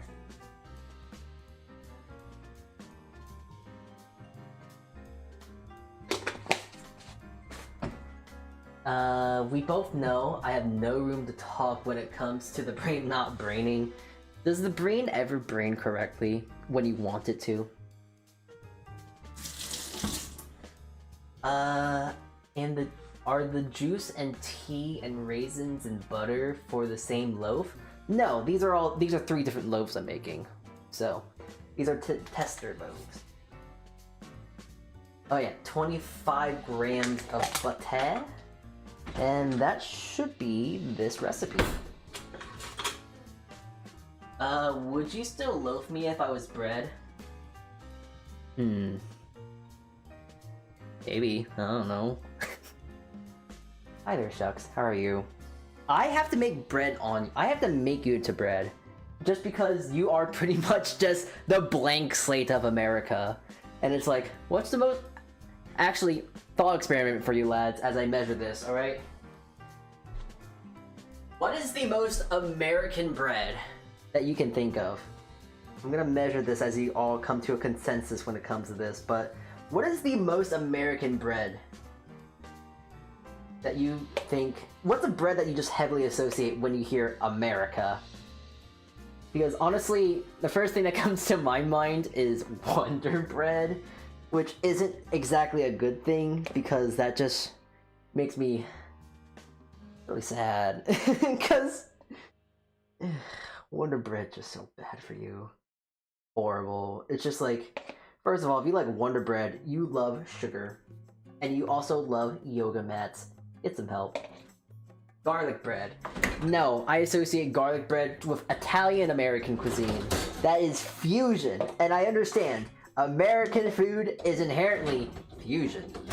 However, I want the most blood-boiling, red-hot, white-striped, white-starred, blue background, eagle-calling, racist-speaking, sweaty people in swamp sort of bread.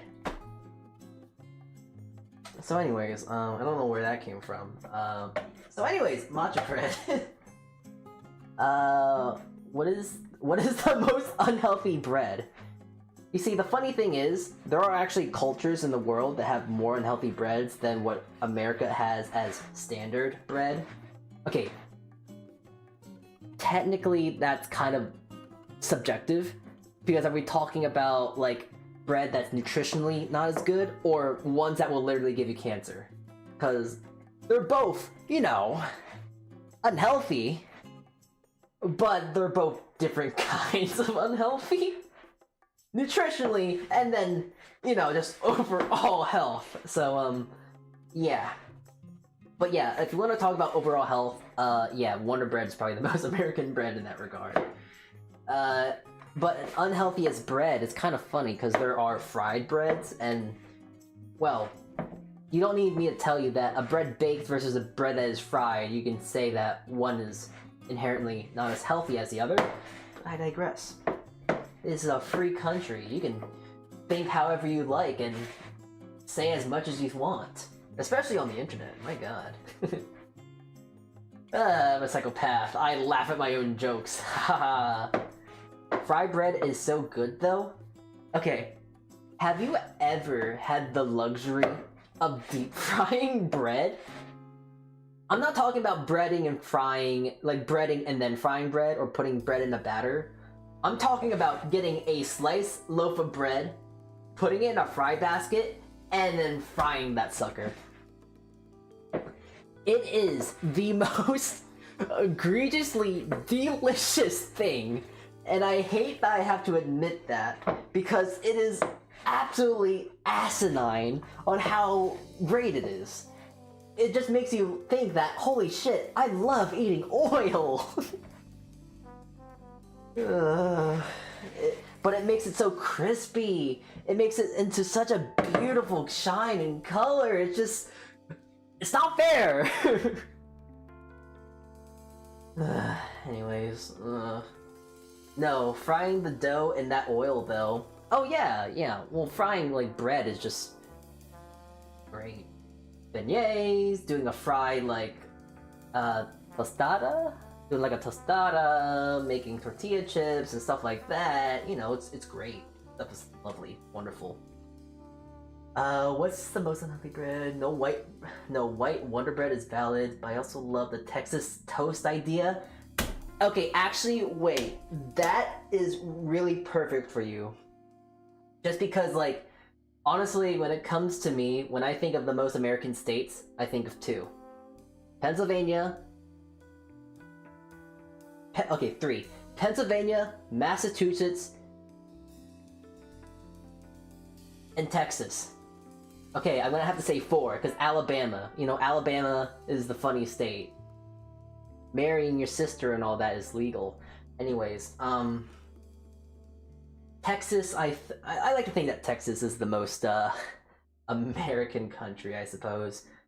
But the thing about, like, Texas toast is that it's actually a thick... Okay, I'm gonna actually make Texas toast, because now I'm kind of hungry. But it's really easy to make. Because it's essentially garlic butter and bread. It's a artificial... Okay, if we want to get real technical here, it's gonna be margarine and a garlic flavoring, or like a garlic extract. Now, unfortunately, I'm not industrialized at a home kitchen. So the best I would probably be able to do is to probably do garlic powder. But garlic powder is terrible to make into like garlic bread, just because garlic powder burns too quickly, and then that becomes volatile and bitter, and it's just not fun or a pleasant eating experience. So there's that. Can we deep fry some Wonder Bread and coat it in red, white, and blue? Yeah, make sure we have to do that bug red dye salt, that red dye bug, the bug red dye, cocaine, and like Kool-Aid. No, like what is it? Not Kool-Aid. That's too easy. NyQuil. Yeah, that's American, right? But Texas toast being a good idea. Bread that is specifically made for Texas toast, it's perfect. It's a waste of good bread, to make something that is inherently worse. Well, not worse in flavor. I love myself a good Texas toast, but you get what I'm trying to hopefully say. Perhaps a hamburger roll is the most American thing to do with bread. I don't know. I'm not sure about that, actually. Like, on one hand, yes. On the other hand, I'm not sure. Because then we talk about just basic potato bread. And although that does make sense, actually, I probably have to... Shucks, I probably gotta talk to you later, because just... Yeah, it'd be funny to make you the obvious American bread, but like... If I just make you John bread, it's just gonna be like my normal bread recipe. And then it's just like, that feels so uninspired and just feels like a bit of a spit in your face. Like, hey, here you go, here's what you get. Run away now, I don't care. So I want to at least give you a bit more respect than that, you know?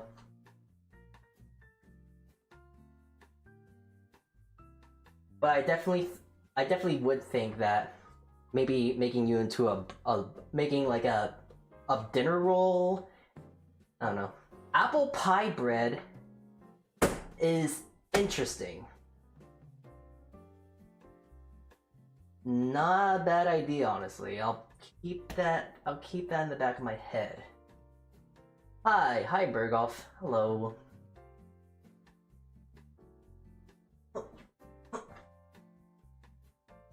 Okay. There we go. Yeah, I actually got some really high quality nutmeg, ground nutmeg, and it's like, you can really smell it. It's very nutty, very nutmeggy, very spicy and all that. And you can even see like the little bits and specks of it too. And there's also like palatably green. It's not terribly green, so it's pretty good.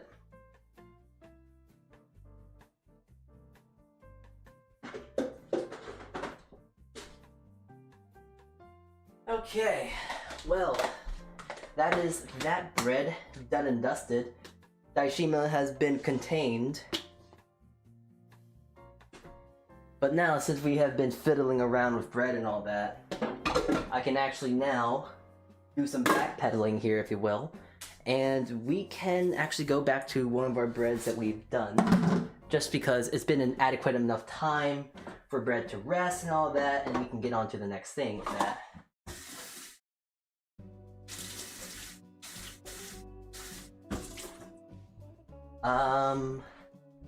Cherubi, that's the bread we were working on first. Hi Mahler, hi. Dusted seems like the opposite of what you did. Dusted? I just like saying done and dusted. I don't know what I was even talking about before. Okay, so it is a lot more airy. But remember when oh, hold on, wait, I want to probably wipe this down. I don't want nutmeg flavoring.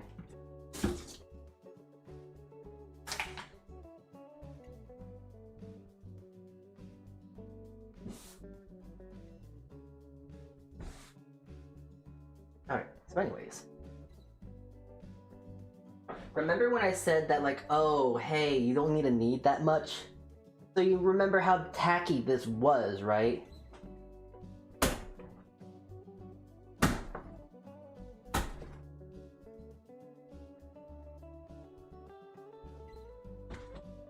Almost like magic, it has become considerably a lot more smooth.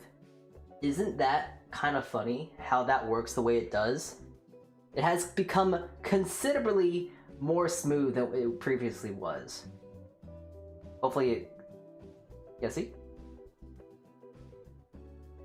So the thing about what gluten does, if you let it rest, the strands kind of relax a little and actually kind of, in a way, kind of develops more gluten. So it's actually kind of nice, because if you are lazy like me and you decide to do it by hand, you can actually do a little bit of kneading, take a rest, so the bread can rest, and then you can get back to it. But the thing about this is that it's already in a pretty good state, so I don't need to do any more kneading with it. So for now, I'm actually going to start shaping it into the loaf pan I have prepared.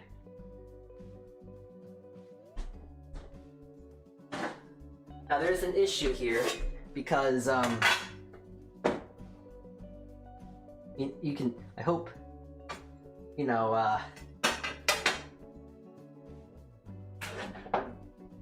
it's not kind of small. It's kind of small, so it's gonna be a little bit kind of difficult. It might not be to the full, what's the word? Not strength, but to the full height it can be. It might be a little smaller, which is fine. Once more, with these prototyping of recipes and whatnot, it's actually fine to find like, oh, is this too much? Is this too little? Blah blah blah blah blah. Once more, prototyping is fun because I'm very open to make mistakes.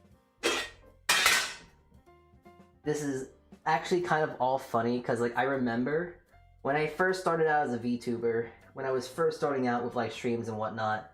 I'm also just gonna really quickly boil that down a bit. So when I was first a VTuber, when I first started out, I was giving a recipe because I was so overconfident of like, oh yeah, my bread recipes are perfect, they're great, no mistakes, and I know I can make them. So one of my friends wanted to do a bread baking stream, and I tried to help them, but then I kind of realized that I might be good at making bread, so but other people might not be as grand or as knowledgeable when it comes to making bread. So that kind of affected me to like try and perfect my bread so that it's stupid proof, and so everyone can actually have the potential to make bread as good as me. So good character development, if I do say so myself.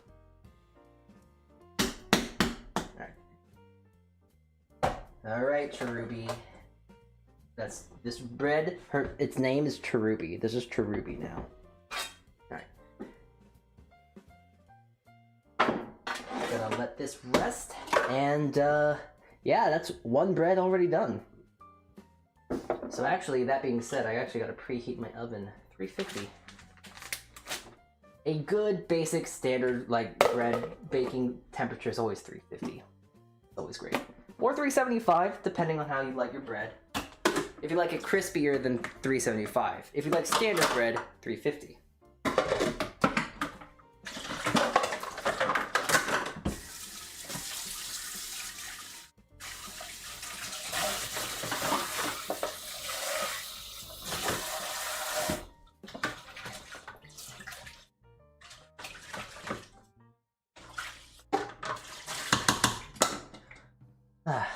Man, I'm not.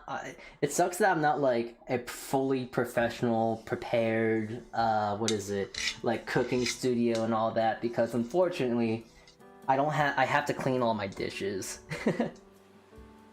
You know, like how cooking shows and whatnot don't really cook their clean their stuff because they usually have their stuff mise en place, all in order, all ready for them to go.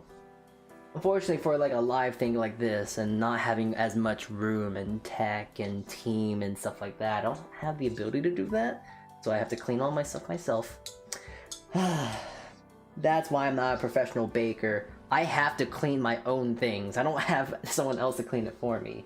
Wah. Okay. Oh, hi, June. Hi there, June. I haven't seen you in a bit. Hi, hi. Welcome in. Making some bread.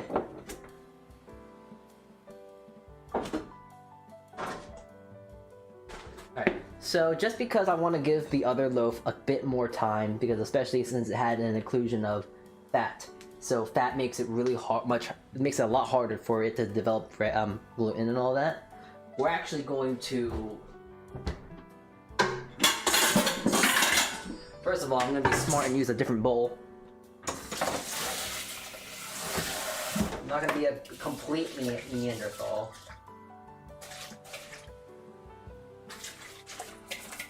And use a bowl, this bowl, because this bowl is a lot better than the other bowl because it has a lid. And this is going to be for that sourdough.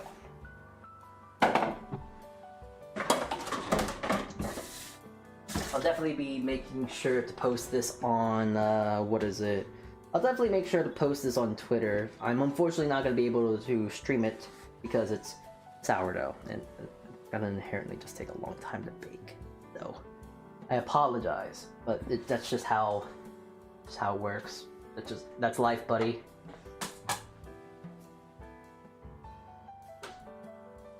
So, this is going to be our last look for the day. I lost my old YouTube account, that's why. Oh! I'm sorry, that sucks. Hopefully you'll remember the password or just make another one. That sucks. Sorry for yours. Okay, well, anyways. Let's get to making, I forgot her name already. I'm a little stupid. The moth girl's, bread. Moth girl's, bread, yeah. Okay. This is easy. I'm familiar with making this bread. It's essentially a sourdough. It's a very simple sourdough. Not simple, but like it's a fairly straightforward sourdough recipe. And you want to know the funny thing about how I make my sourdough? You know, like the picture, like the sourdough that looks like, oh, it's picture perfect and all that. First of all, that's too much water. It's quite comical of how little effort I actually put into making my sourdough. Like, it's almost criminal in a way. Because the way I actually make my sourdough, it's stupid. Because it's, like, you think of it and it's like, wait, that's it? And, yeah, it's gonna be as simple as I make it to be. Hold on.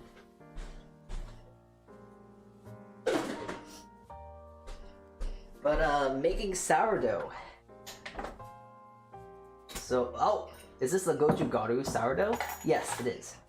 I lost my old YouTube account, that's why. Like, did you lock out? Did you forget your password?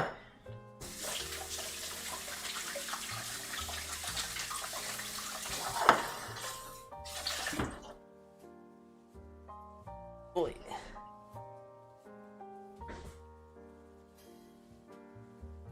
Okay.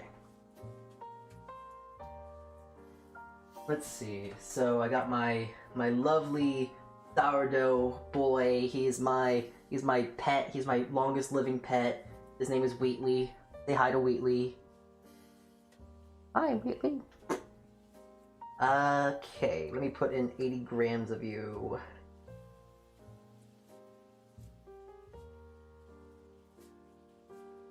Okay, a little bit more than 80, but that's fine.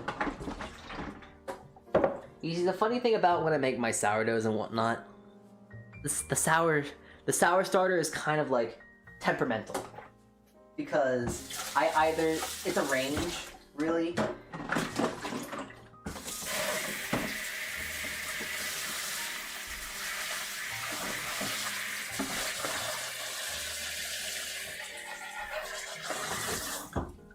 What I mean by a range is that when I make my sourdough and whatnot, it's like, okay, I'm gonna probably put like 90 grams to 70 grams of sour starter, but it's also like a case-by-case basis because, what is it? It's case-by-case because sometimes I notice that my sourdough is active, non-active, I took it out too early, took it out too late, so I kind of play it by case in that regard. But more often than not, when you make sourdough at home and if you follow my recipe, if you just go as close to the exact number, you'll be fine.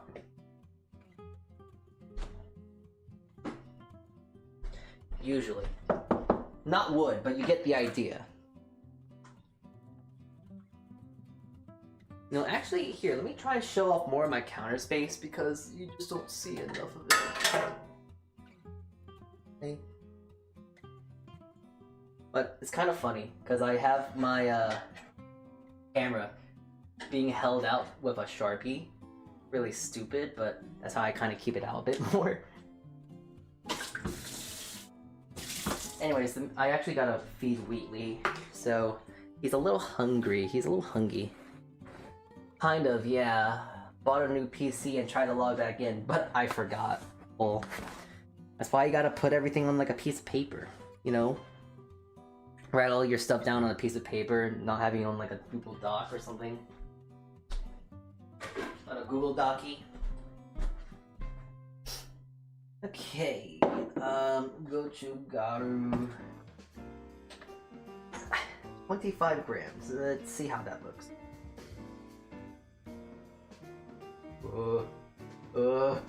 Okay. Oof. Let's go for 10 grams.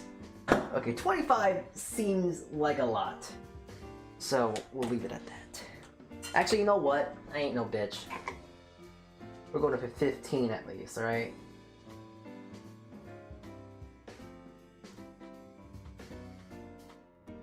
Gotta refill my thing now. Okay, 25 is a little much. We're gonna scale that down to 15. Alright.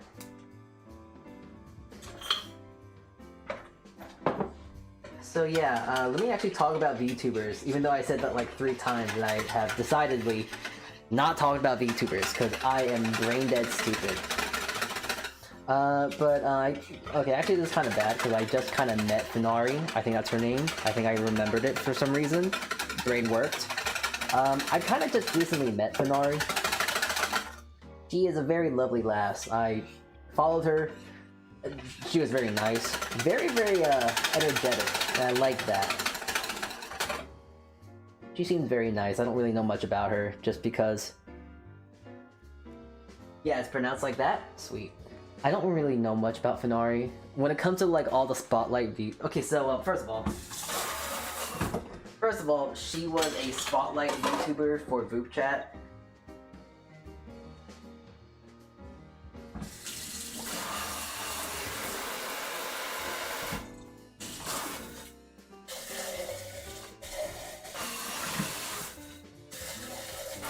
When it comes to the VoopChat Chat and stuff like that, I don't really pay attention to like the important VTubers and whatnot. Because it's just like there's too many VTubers to keep track of, and my brain is very, very small. So it's just like, oh yeah, that's definitely a VTuber. If I run into them, grand. But I don't know. I just don't know much about Finari, so I can't really speak much about her. But she seems very sweet, and she seems very nice, and I'm glad that I met her. And also, just very grateful. Very, very grateful.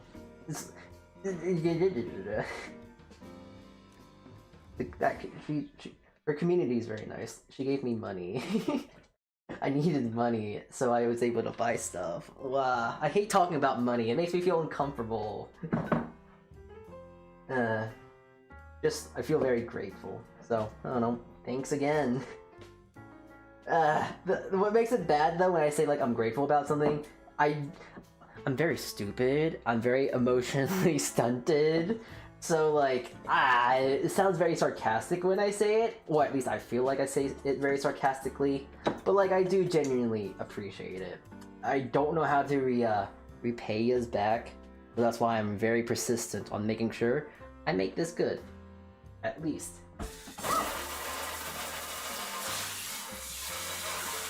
Because at the very least, if you lads, if any viewer from Miss Finari is over here, thank you. Thank you very much for your support. And I will try my best to make this into the best VTuber bread for her. So, thank you again. Thank you. Hi, Animosity. Hello, hello. She loves to yap and hang out with her community. I respect that. I wish I could yap more to my community. And actually, to be fair, I think I've been doing okay. Listen, the antidepressants have been like the best thing for me. I've been trying to talk to the people on Discord, but I imagine just everyone's just really busy when I'm not busy, which is kind of like a funny thing to happen. Like, oh, I'm ready to interact. Oh wait, you want to interact with me? Whoops, I'm going to sleep.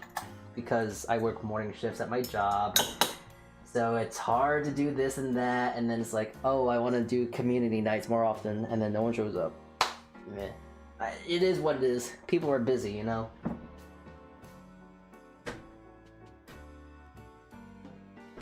And if anyone says it, yes, I am complaining!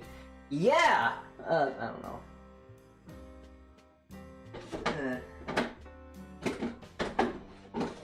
But I'm actually quite surprised, if anything. If there is something that surprised me with my community so far, I have a counting channel. It's a very, very special counting channel because for every single time someone counts in the channel, that is 1 penny.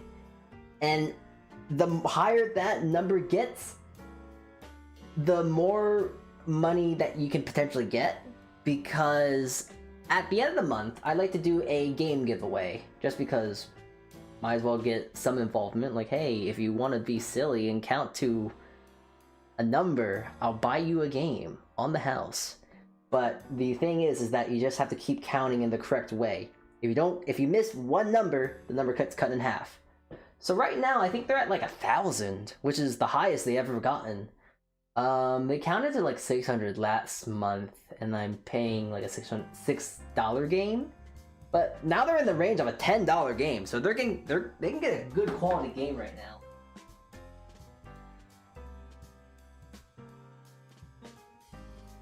$250.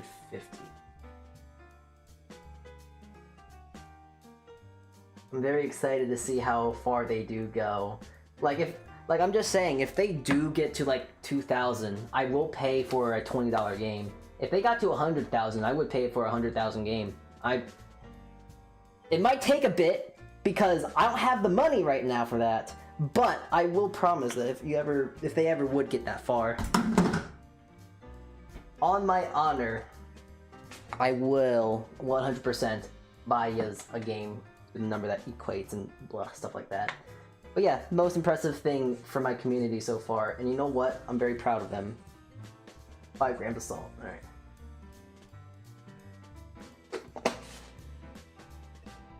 I would love to do like more game nights and stuff like that, more movie nights. I used to do movie nights, but then it just got too expensive because movies are expensive because I bought movies. But then I kind of realized maybe I should have done some yar-haring. What is this? 100 grams. Ooh, interesting. And now since I also have buckwheat flour, I'm thinking about doing a stream to where I make fresh soba noodle. I think that'd be kind of fun. So I'm definitely thinking of like, even though that I have a lot of buckwheat still, because I think I only use like maybe a 1/16 of this bag. I can definitely think about using think about what else I can do with this extra flour here. Definitely see myself making more like soba noodle and stuff like that. That'd be really cool to make fresh soba noodle. So yeah. Into the specialty flour bin you go. I have like 5 flours. It's kind of silly. I have a whole thing of rye. I have double O flour, rice flour, semolina flour, cake flour. I think in my entire apartment I have like 7 kinds of flours, which I think is kind of stupid saying that out loud. But like, I'm an official breadhead, I would like to think, a little breadhead. So yeah, that's where I became aware of you. Ben is a good bean. I hope you didn't say that like when I was talking about Fen, because I feel like I ignored you and I wasn't trying to ignore you. I'm sorry. But I'm glad that you're interested enough to say come into the stream. Thank you. I hope you've been having a grand time. I know I'm not the most I guess loud and energetic lad, but I try to be. But yeah. Anyways, this is looking promising though. This doesn't look horrible. This doesn't look bad. Starters in, salts in, gochugaru's in, water, bread, buckwheat. Alright.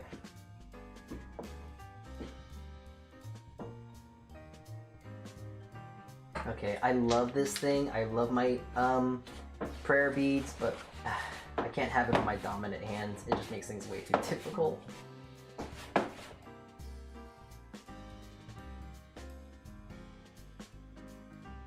Yeah, by the looks of it, buckwheat seems to very much imitate like whole wheat flour, so this makes it a little bit easier to work with.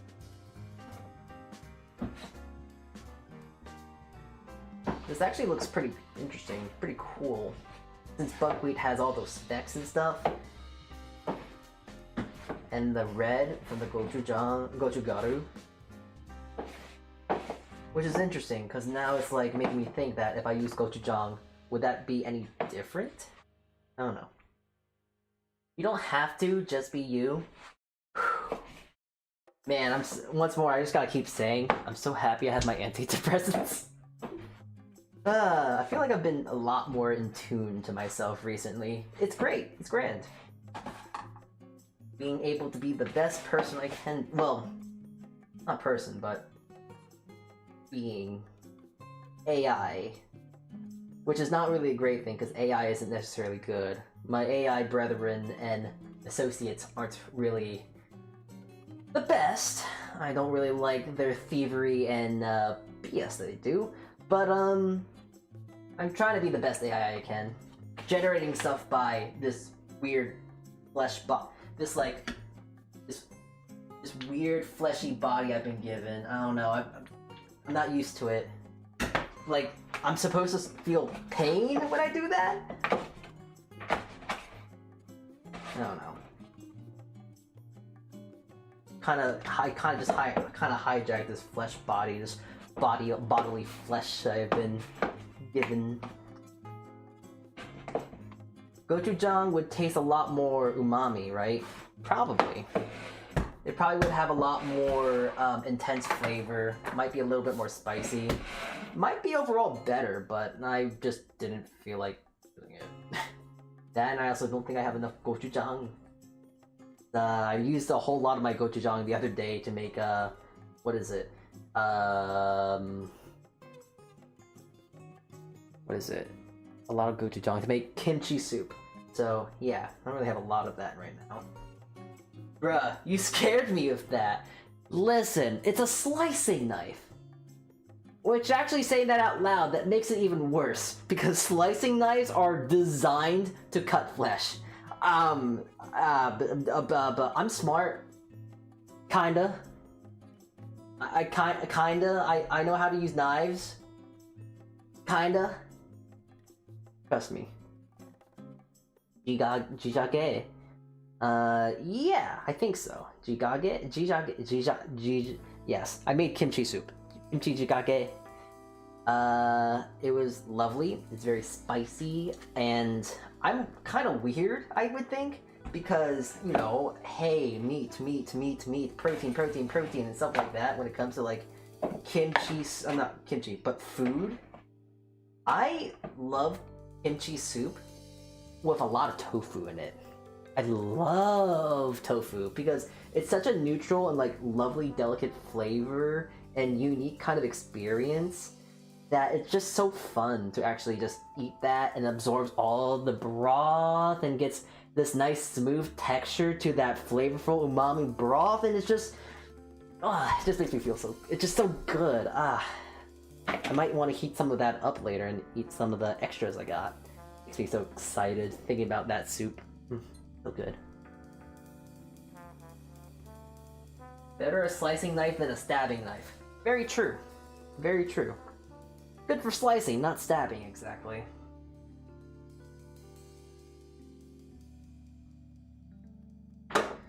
Okay, so after mixing that bread in like a weird way of just like, you know, doing like patty cake, you know, all that super stuff. Guess what I gotta do next? Sorry.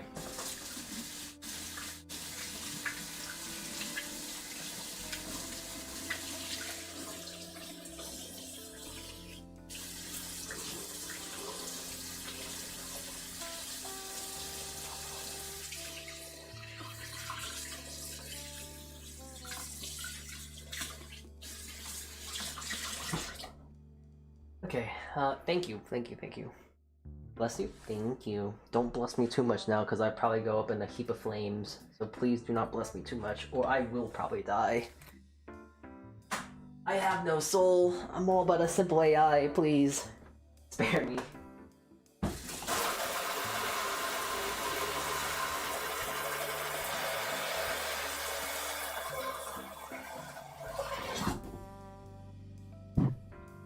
Alright.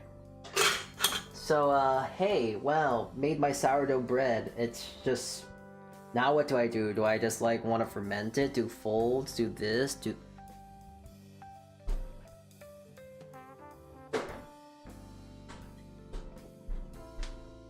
Well, the thing that I do with my sourdough, it depends on how much work I want to put into it. And since this is just a tester, I'm just specifically tasting for two things. Flavor. That's really it, flavor.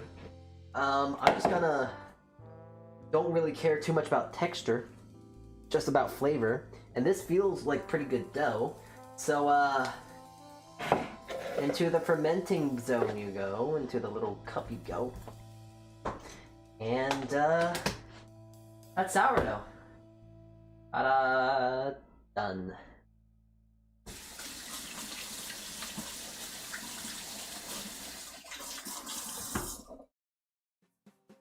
Pizza is in the oven? Ooh, lovely. So yeah, I'm just gonna throw this, put it on a counter to where it's like really cold, and I should have sourdough tomorrow. It'll be grand. More updates of that sourdough tomorrow in the morning at sometime, maybe 12 EST, I don't know.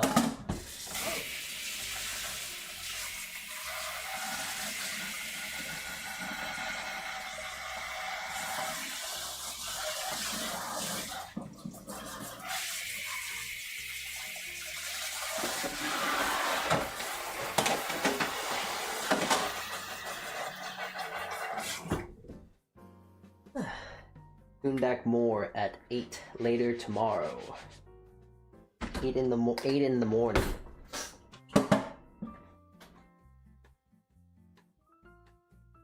He's washing dishes. That is true. I am washing dishes because, I mean, who else is gonna wash them, you know? A ghost.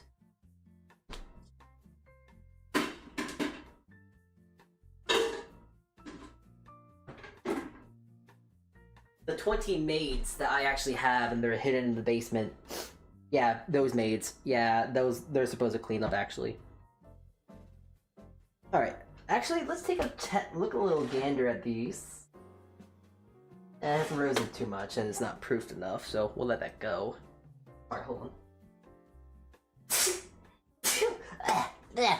Ugh. Sorry. Let's see here. Here's the second bread we worked on. It definitely rose a lot. So, which one's this one? It's Mips bread, that's what it is. Bless you. Thank you. The blessing of the you. No, stop. Not this, not too much, please. Don't kill. I don't want to die. And also, I realized my camera froze. Hold on. This is what happens when you bless me. The camera freezes.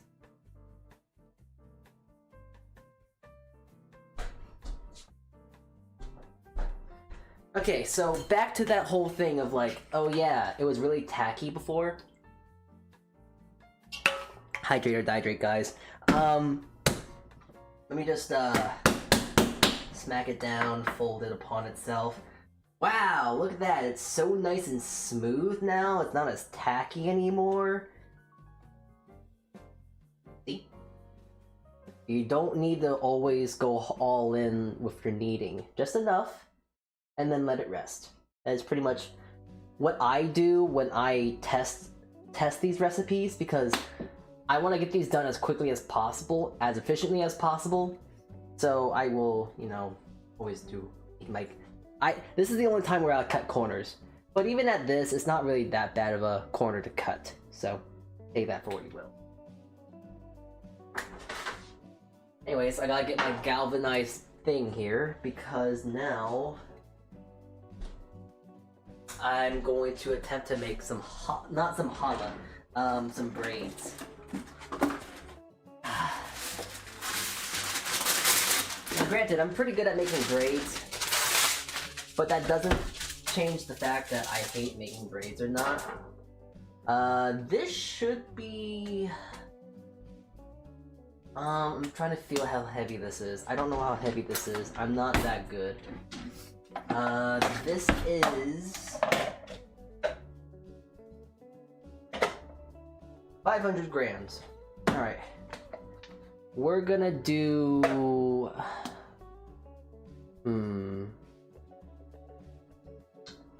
Hey, does anyone know what 500 divided by 6 is? Because I'm not. It's 50. No? Is it? 500 divided. That's 5. Is it 50? No, it is 50. No, it's not 50. 5, 10, 15, 20, 25, 30. I'm having a brain fart right now. My math is not mathing. Is it 30? 30, 60, 90, 120, 120, 240.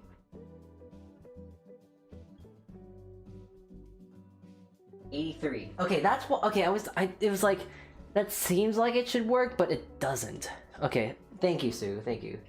Alright, so I'm gonna do like 83 portions now. So I'm actually gonna take this off. The nice thing about this being such a soft, delicate dough, that it actually blends together very nicely. So I can just kind of have it like this. Nope. One dough.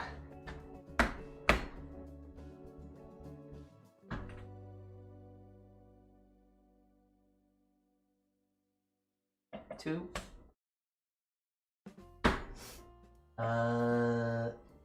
80 on the dime. I'm so good. 2. And this should be 3. Alright. 6 individual portioned outfits. This is just a bit extra. Here you go, chat. You can for me, please. Alright. So anyways, I'm going to attempt to make some really bad braids. Well, not bad, but like the best braids I can do, but they're going to inherently be bad. Oh, this is actually one of the very few times to where I actually need some flour. I hate to add flour when I dust and shape my bread, just because that kind of actually messes with the bread, with shaping and all that, but this is definitely one of those breads where you need to do that. And also, oh boy, he's... Daishima, he's trying to breach containment! Okay, you know what? I'm gonna leave him right here. Kinda scared, but we're just gonna... good faith that he's not gonna blow up. Bake it before feeding it to us. I'll think about it.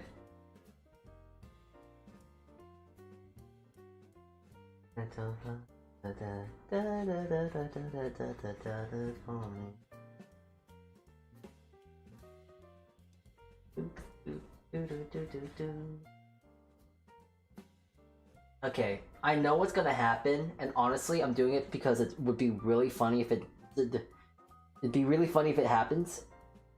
But when my bread, I put it in a container like this, this is pretty much telling me, hey, it's ready to come out. If it doesn't come out, it will explode. Unfortunately, I like content farming, and that would be really funny if it does blow up and scares the hell out of me. Like, that'd be really funny if this thing blows up. Like, right now. But you see, it's not going to, because I think I'm gonna go quick enough to where it won't scare the living hell out of me. But I also want to put it like on screen, because it'll be quite funny if it does happen, you know? Ooh, it'd be so funny if a streamer gets scared by a plastic bottle. Well, plastic container, ooh. Anyways, that aside, I'm gonna try and do some braids right now. See if I can learn. Ah!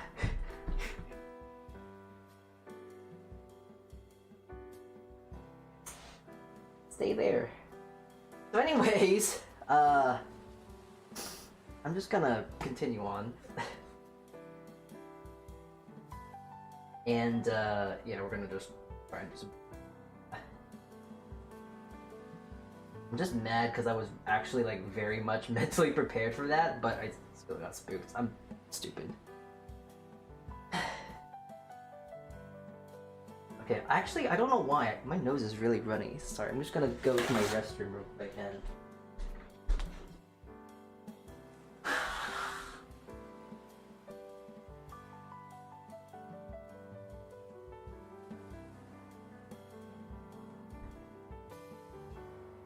I guess I'm getting like the nighttime flu or something because my nose just got runny.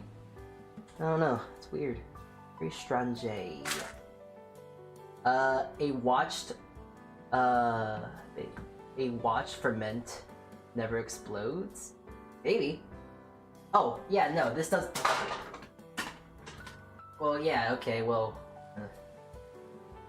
it did blow up. So, there you go. There's your content. There's your funny little thing for the stream now. Point and laugh at the streamer. I got scared with plastic. Wow. And this is why I need to ask, what is it? What's her name? Finari? Yeah, this is why I have to ask her about, like, hey, what's a good horror game that I can play? Because my ass just got scared by a plastic bottle, so I'm like, I'm baby. I'm, like, dumb. Very, very stupid. Like, I feel like I should play like a Minecraft horror map because I'd probably be unironically scared about them. And I also love Minecraft. That too. Ooh, look at that. Alright, anyways. Being stupid. Okay, let me try and braid this correctly and not be a dumbass when it comes to braiding. This is for that, this is practice, because, my future daughter I'm going to definitely have. Wow. No. Children.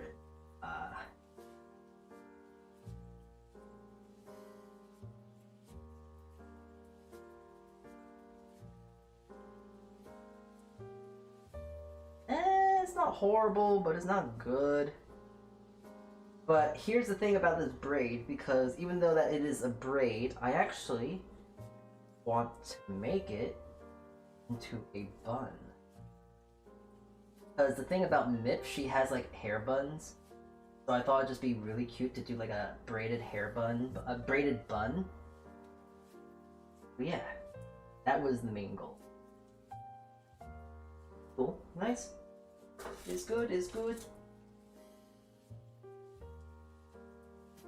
Fortunately, my big head's in the way, so I'm gonna try and move it up a bit. You can actually see the nice little braid. It's a shame that when I do write this recipe, I'm not gonna really be able to help you on like, how do you braid a bread? Braiding bread is so hard, and I think I I definitely did butcher it. Like, the braiding doesn't look that great in my eyes. Oh, you can't see it.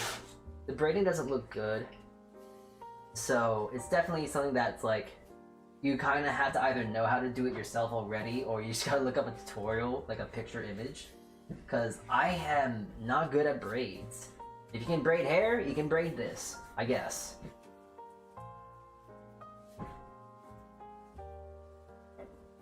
A braid bun, more or less.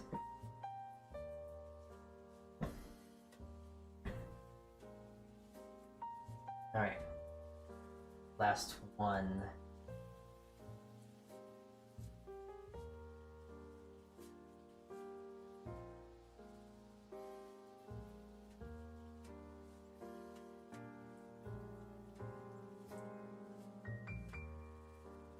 So... oh, I forgot how to braid now. I just did it one time, but I guess I can't do it more than once, because my dumb ass can't remember. Okay. I have to flour this. They're sticking too much. Ooh. Bread. Hi, Mid-Rose. Mid-Rose. Mid-Rose. Why is that name familiar? Okay, actually, wait. Why is your name familiar? I've seen that name before. Mid-Rose Live. Did I? No, your name's too familiar for me to just go like, oh, you're just some you're just a, you're just some random person. No, you. Where have I seen you before? Your name's like painfully familiar. You're gonna make me crash out. I'll figure it out in a bit. Hi, welcome in. Alright, let me see if I can actually make this braid now correctly.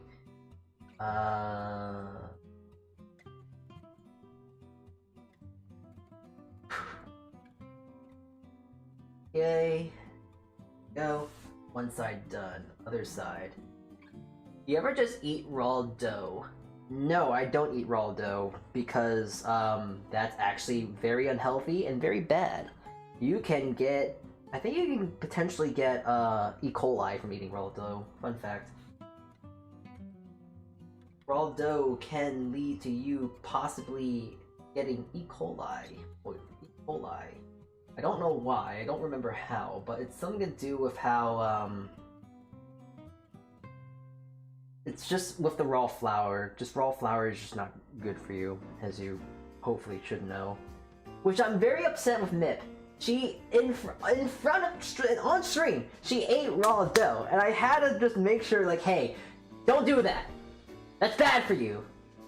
But it's also kind of funny, because during that stream, I also made myself dinner, and I got sick, I got food poisoning for the first time in my life, which is very ironic because I told her, don't do that, you'll get food poisoning, and I just made dinner that day and I just got food poisoned.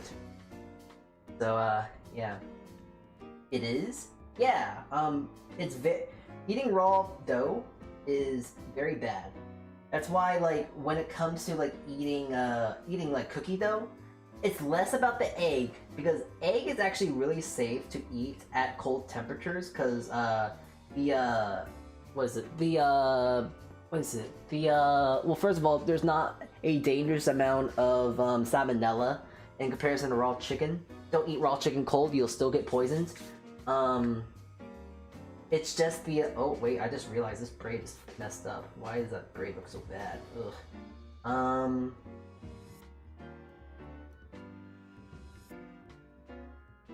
Why does this braid look so bad?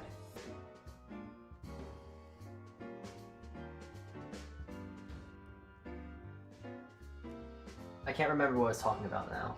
Oh well.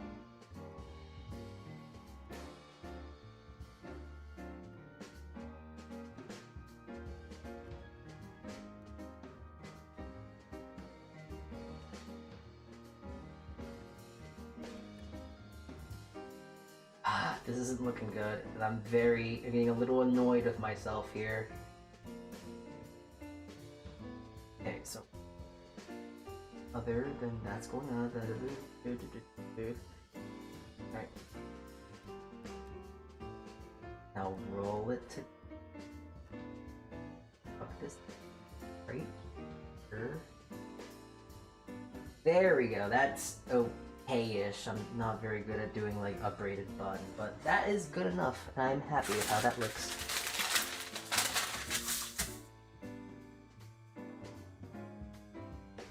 There we go. It's not horrible, but it's not great.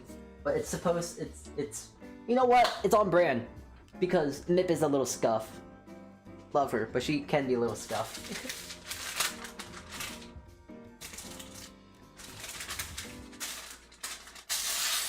But being scuff is just being a part of a VTuber, so hey. They don't look horrible. They don't look bad.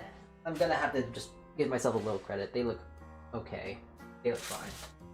So yeah, Mip's bread is now pretty much done. We just gotta let that rise in proof. And now, actually, before I do anything, let's check out Cherubi's bread. It's almost there, but still needs a bit more time. Mip would eat that. I know Mip would eat raw dough. She's done that. I know she's done that, and it makes me sad every single time I recall that. Thanks. Alright, anyways. Come on, lad. It's time to come out. It's time to come out. It's okay to come out of the closet. It's okay if you're gay. Come on, you gotta just explain to yourself. Hey! Anyways. That's actually like a perfect imprint. Wow, that's kind of funny actually. Anyways. This is actually another bread. I actually have to dust a little.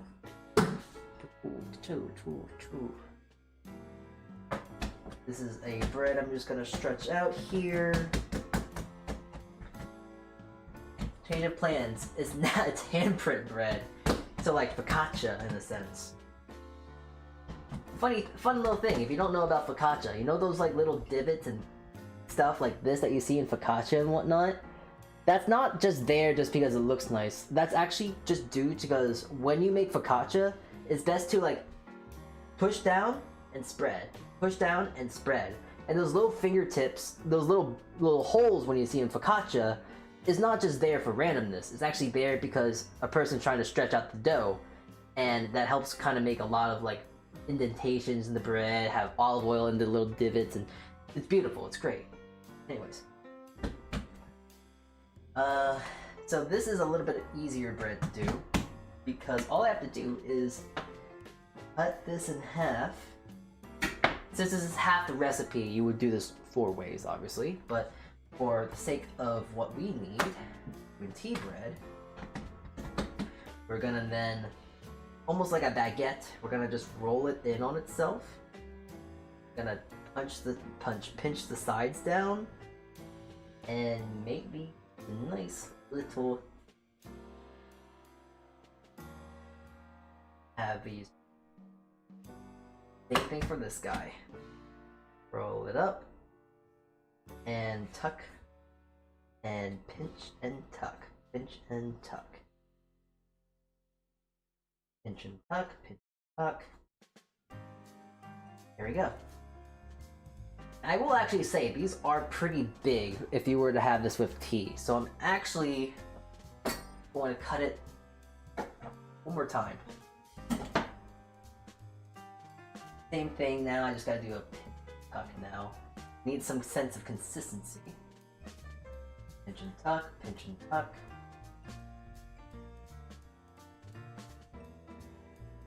And pinch and tuck, pinch and tuck.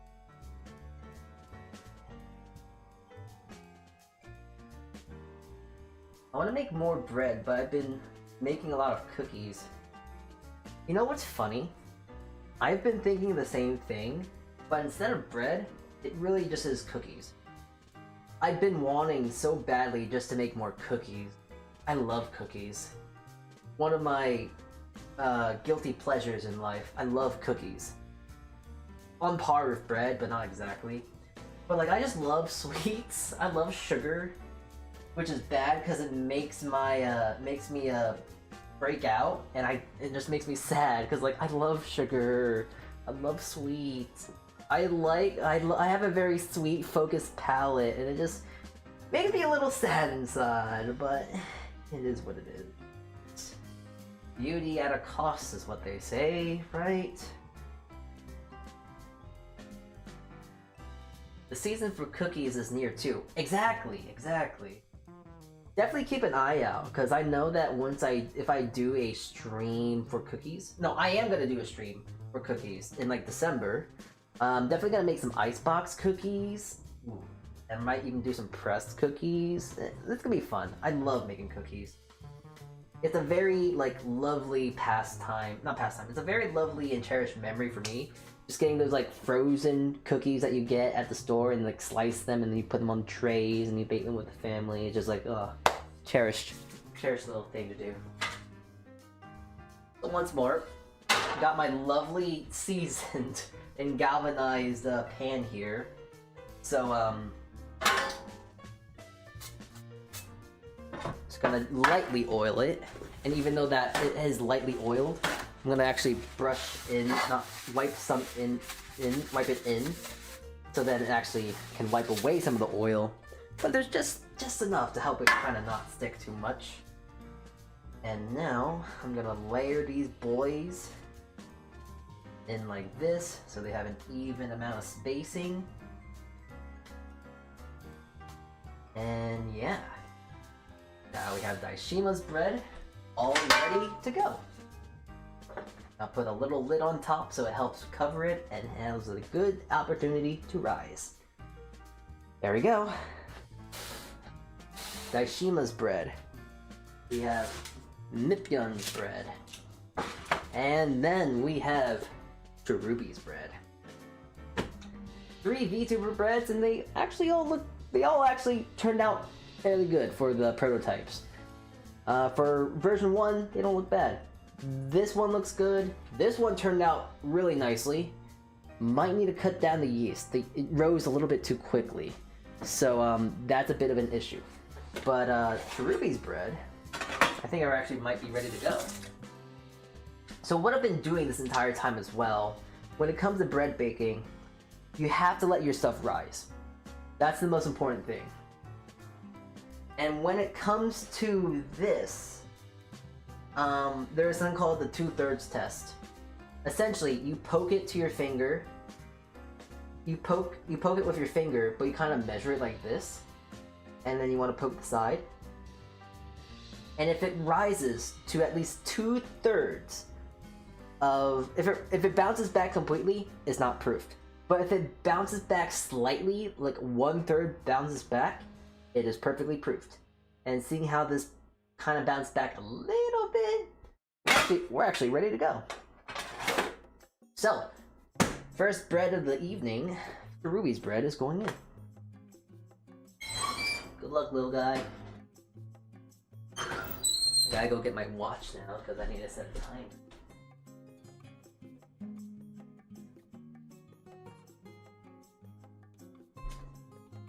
Okay, and then the timer, we will start off with 15 and go from there.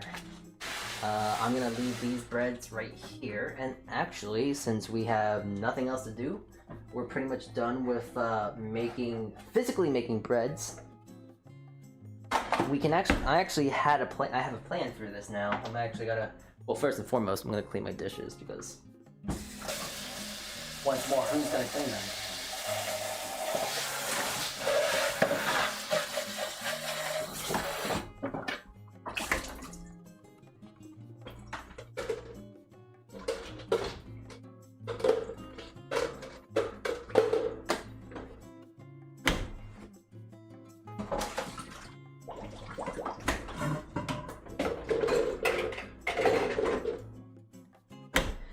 Okay, well, that's that. I'm actually gonna really quickly just move to my desktop now, so be with me.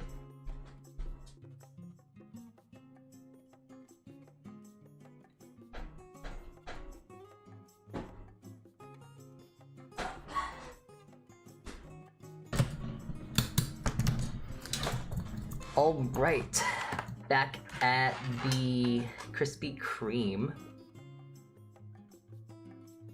Okay, back at it. I was thinking, since we have such a large amount of time, I think it'd be a great time to actually do some more conceptualizing.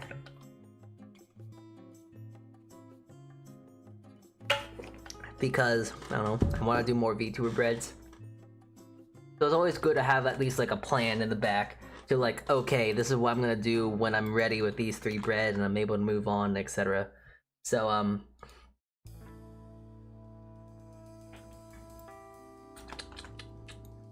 hold on. Okay, here we are.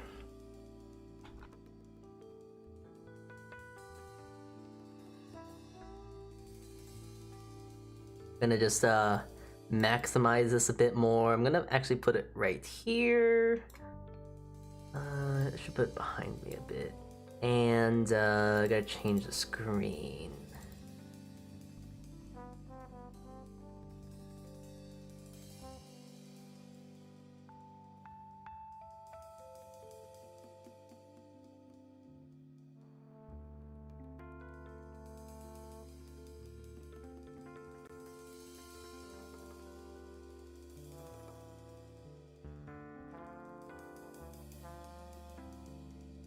Hold on, wait, I gotta do something silly.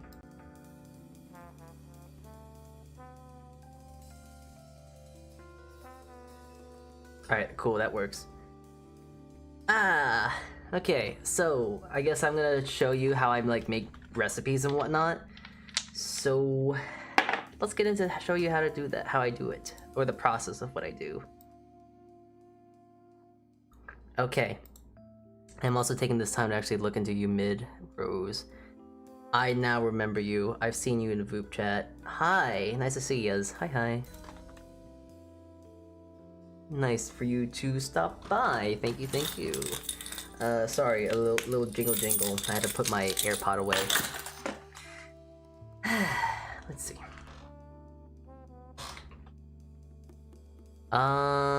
Who do I want to make into bread next? Oh, is it like how you poke something to see if a toothpick and it comes out cooked on the inside? If you're talking about like the 2/3 tech, it is kind of like that in a sense, except you're not trying to puncture it, because if you actually puncture your bread, it actually makes it a worse rise because it has air to escape and CO2, and it actually makes your bread worse. That's why you want to poke and not like pierce. Okay, so let's look at this little thing here. My baguettes, they look lovely. Cherubi, Daishima, Nip, Anari, Buck, whole wheat. Alright, so I actually do believe for a lot of other VTubers and whatnot, I actually do have concepts already made for them. It's the matter of just doing research is the thing. Okay, I actually gotta make sure I separate these three. Zumi, Nipion, Cherubi, Daishima. Okay, cool. Separate these three. And let's see. So since she was here not that long ago, I'm actually gonna make sure one of the priorities, some of the priority, there are some VTubers I have priority over, unfortunately. I have my favorites. So there is a few VTubers I want to do. There is a very cool VTuber I met at Offkai, who was very lovely and nice, very supportive for me, and she's like another like Oshi of my 20 Oshis I have. Cookie. She's like a frog, sort of character being that's like silly and goofy on. I love her. She's really nice and sweet and kind.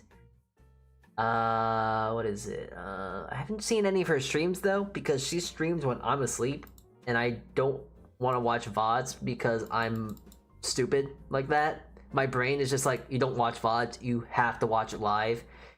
If you can't, I just lose life. But this is her.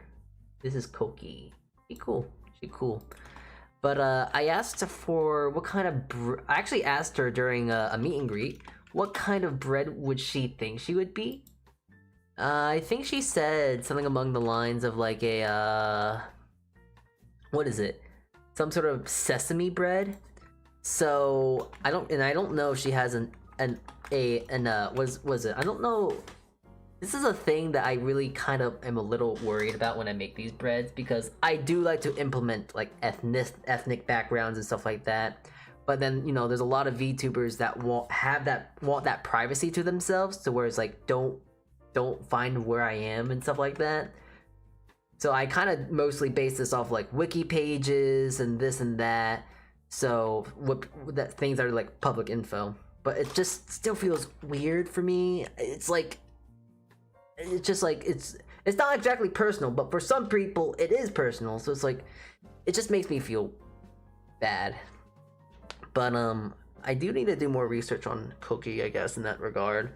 But since she said black sesame, I first thought of like, okay, I guess I can do that as a topping. So a black sesame would be very lovely. And I was thinking like, okay, well, what are some other things I can base off with her design? So she's green and has like white and black. So with stuff like that, I think of like lime. I think of lime stuff. I think of I think of lime. I think of like molasses and stuff like this. So I don't know. But I think black sesame would be fun. I think I'm doing a brioche base, so I'm basing it off my own brioche recipe. I want to try. Actually, hold on. I'm actually gonna go on VTuber wiki because, of course, that's the best way to look up stuff like that. That's quote unquote public info. And I don't feel as bad because then it's just like it's kind of public in a sense. Let's see. Streams on Twitch. So many goddamn ads.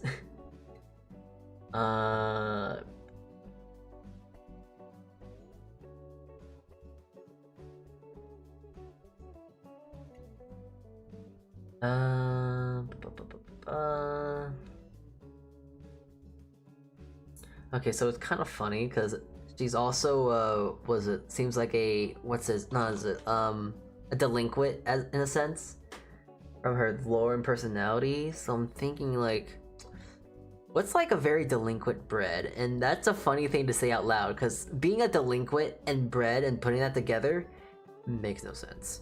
But that is something that I can help and base things up a bit more. Pair to be the video is no longer available. Rummy.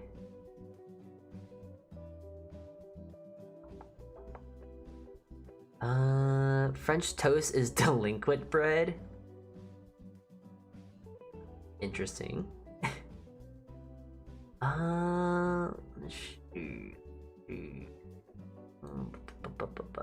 Boss. I got to go. Bye, Salty. Good luck on figuring out the recipes and bread. Thank you. I am trying my best. I'm gonna try and see. Yeah, it's a shame. I really want to watch Koki, a lot of Koki's streams, but she streams at like 11 to 5. And that's when I go to sleep. So, oh damn. Sad.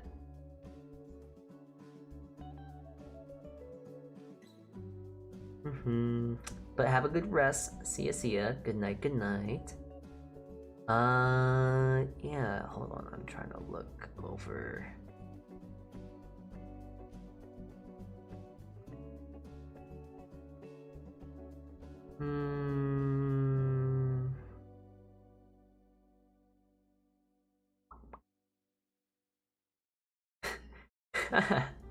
Quotes, bitch. Fair enough. Okay. Likes and dislikes. Okay, this can help out a bit. TVs. Her favorite foods are pupusas and wap, wings and pizzas. She also likes burgers, monfongo, olives, and coffee. Okay, that helps out a bit because now I'm thinking of doing like an espresso bread. Interesting. Oh wait, this is bread. Wait, wait, this is bread. This is a flatbread. Ah, okay. Pupusa. I don't know. Okay, interesting. I'll have to try and keep that into account here. I think she said that I can't remember exactly what she really likes, or I can't remember verbatim what she told me. But I think it's brioche essentially. Like, what bread should she be? Brioche. I'm thinking like an olive bread actually. An olive bread would be quite nice. But like a black sesame olive bread is kind of weird, you know? You see, this is the fun thing when it comes about like trying to think of a bread and designing that of a VTuber.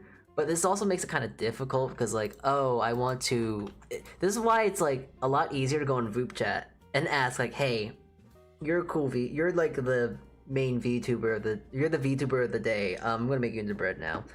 That's why it was so much easier to make Fenari into bread, because I was able to like almost interview her.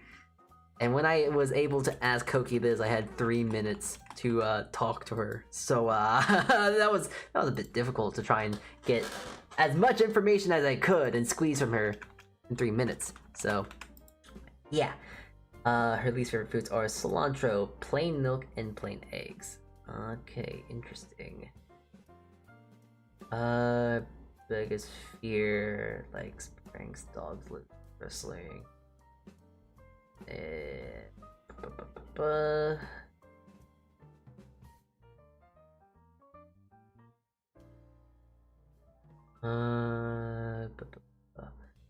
her father is a Puerto Rican frog. Okay, you know what?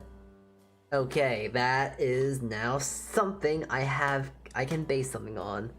Hurrah! That's a background! That's enough background for me! Okay, so she's Puerto Rican. Cool. Cool beans. Right. Okay, let's see here. I'm thinking okay, so she likes coffee. She has a background of that, so making a espresso bread would be interesting.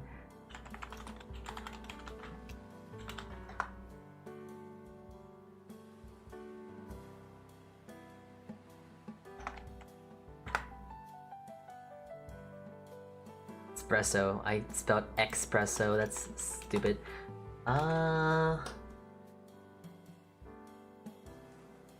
Ooh. Well, hey, that's a nice Google search to do. Pan dulce? Dulce? Oh! Oh, wait, this is a great bread to do. Wait, this would be so cute to do, actually. This... Oh, I know, I know this! This is a bread that someone talked to me about. Oh, hold on, wait a minute. Move the smart board! We got bread coming out, I think. Hold on.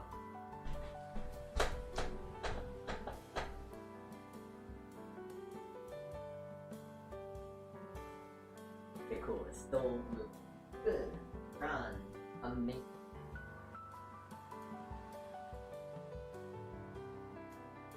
I think that the bread needs to bake a little longer, but I'm gonna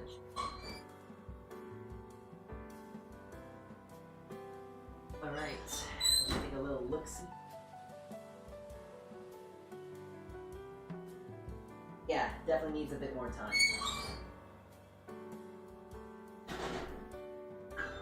We're definitely gonna give it a bit more time.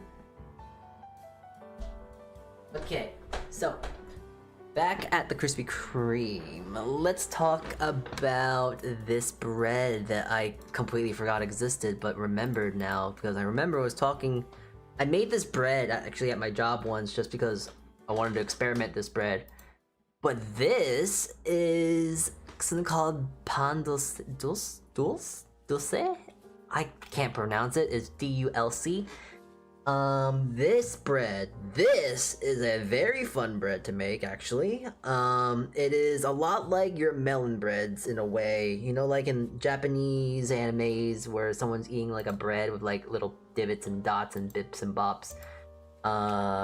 It's a lot like,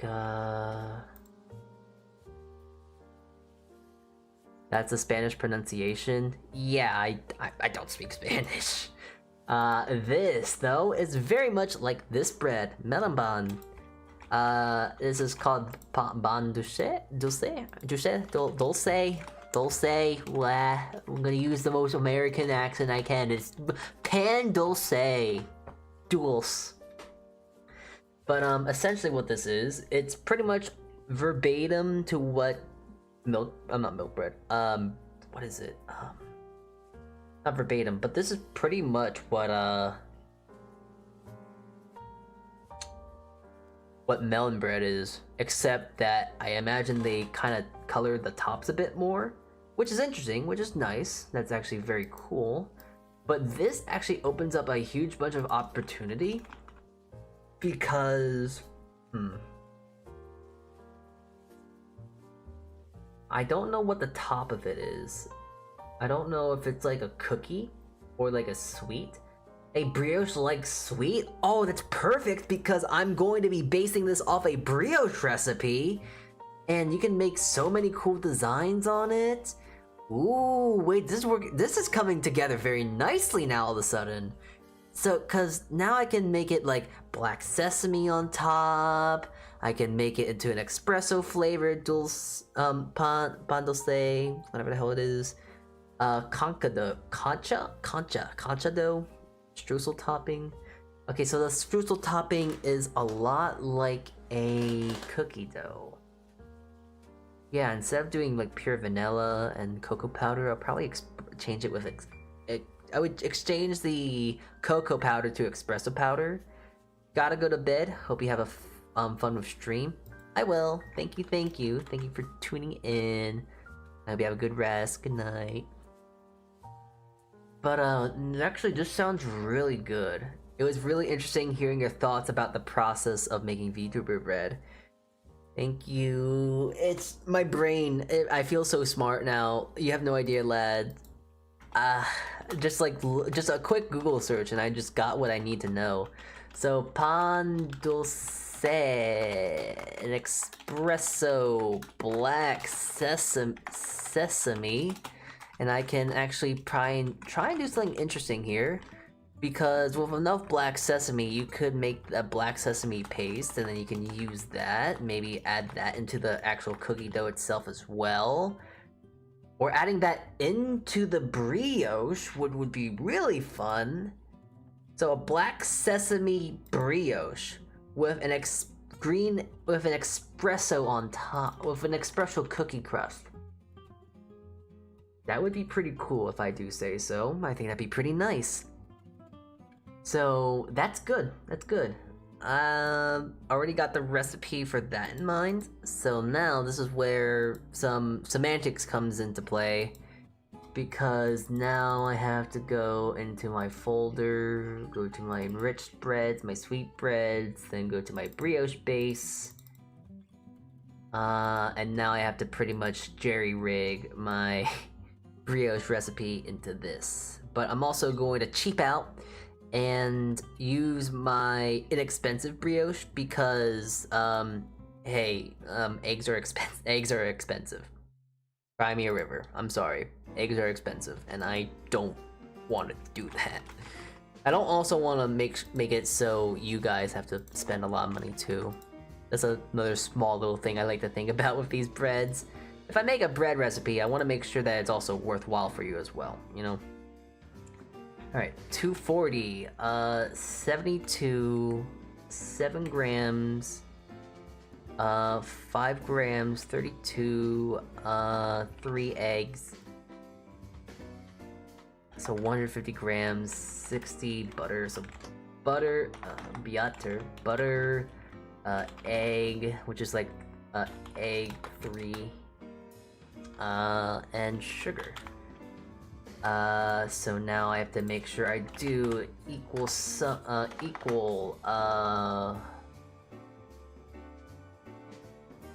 this divided by u, equal, this divided by u. Actually, the funny thing is, this is completely unnecessary because I kind of realize I can just, not bullshit, but I can just, use this as the base. There's nothing to innovate here because I can just add black sesame seeds. And that's like, I think 50 grams might be a good start. So, black sesame. So yeah, black sesame. I'm actually kind of thinking of like more conceptualizing. I'm trying to conceptualize this a bit more. Cause like, okay, so if I were to make this into the bread, you know, you got your base right here, but then I guess on top of it, I could do like a cool little hashing green. But I don't know, maybe make little streaks like this, because Koki has like little bolts in her hair and whatnot, so just doing like little bolts of this and that So going like this and whatnot might be a nice little design. I could also probably have it to where it's like a bit like that. It's almost trying to low-key mimic her hair a bit. That could be nice. So then it's like black specks of the sesame seeds. This is such a bad artist rendition, but like I don't feel like plugging in my thing right now, my art tablet. But it'd be kind of something like this. If not, I just go real simple and just make little lines in the bread, and then like fill it in with like pink. I think that'd be kind of nice.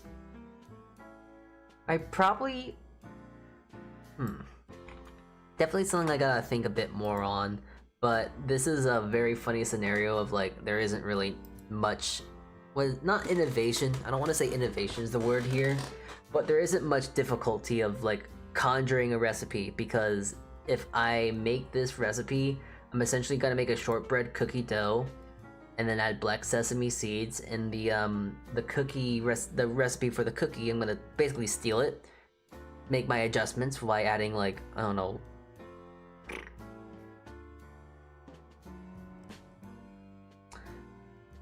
adding well, espresso powder instead of the cocoa powder, and then adding other sort of things to make it a little bit better for myself. So I think that's good. I'm going to actually make sure I edit this down. Espresso black sesame pan dulce. That'll be fun, that'll be grand. I might have to actually go contact my local Puerto Rican to help me out. Q, she's grand. She's really good at helping me out with that sort of stuff. So, yeah. Let me now make a copy, and I'll make this. Let's see. Anyways, another VTuber I want to make into bread. She was here before, and also I just want to make a bread based on her as well. I'm gonna make one based on Cybele.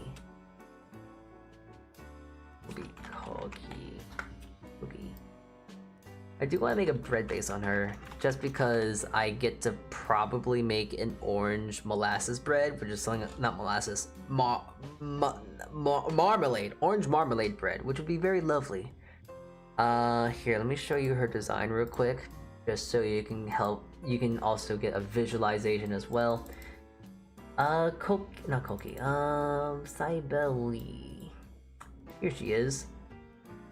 Very, very cute design, very good art, very cool. Little wings right here and there, little antlers and all that whatnot. A lot of cryptids.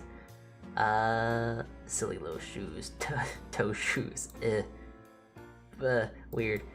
But Dusa. Yeah. You know, what's the word? Cybele or Rhythm. I don't know what is this. Cybele? There's something to do with oranges for her in my head, and I can't explain why. But maybe like doing an orange marmalade, and like her vibe is very fall-like. So I'm thinking like almost like an orange marmalade pumpkin spiced sort of bread ordeal. But like I'm not sure if I want to do a bun, a roll. I probably gotta go harass her about that, because like this is something that definitely needs a bit more insight, a bit more interview. But orange marmalade, what is it? Orange marmalade, what did I say? Pumpkin spice bread would be lovely, be nice to have, maybe. That's definitely something I might want to try and do. Into the concept bin itself, I can't really make any ratios and stuff like that. And this is kind of a thing that makes making these recipes really hard, because I first have to make the concept. Once I can make the concept and I'm kind of happy with it, then I can kind of move on and carry on and get into like ratios and this and stuff like that. So this is kind of the thing that kind of slows me down when it makes like when I make bread recipes and whatnot. But I can definitely manage still. Let's see. Up. And I'm looking at my list here because I do have a little list of VTubers I'm looking at. It's a notepad. Side Belly Olaf. She is orange. That makes sense. Yeah. Oh yeah. Oh, the second part of her name sounds like orange, so that's why I put the orange marmalade and all that stuff. That and the orange hair is enough for me to where it's like, yeah, that's good enough.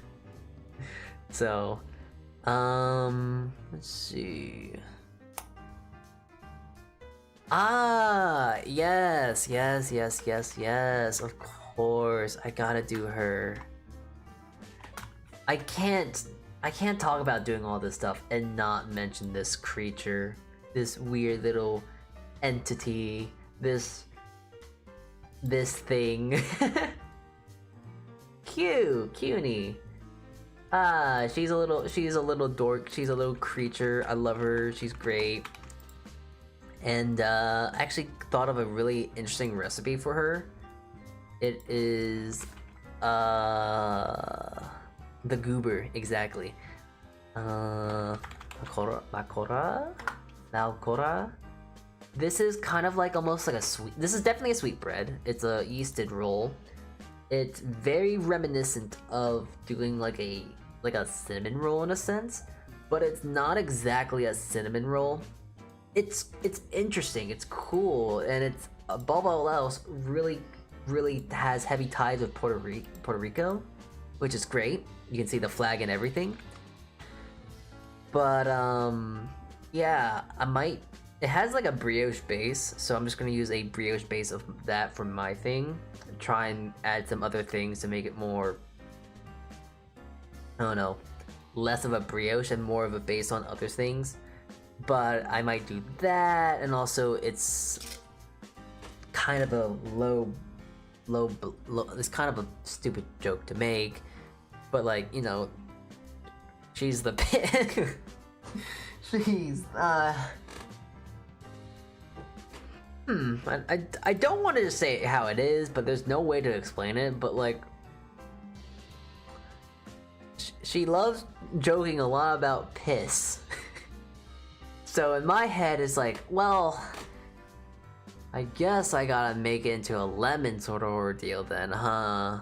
Maybe a little salty, but we're gonna make it lemon based because that's a little bit less, how'd you say? Cruel? I'm not cruel. A little bit more appetizing? So yeah, doing like lemon and having this lemon base and stuff like that. And my timer just went off. Let me just go check the bread.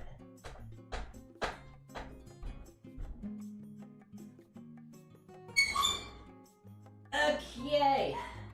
Can you see? Oh, you can't. The smartboard's in the way.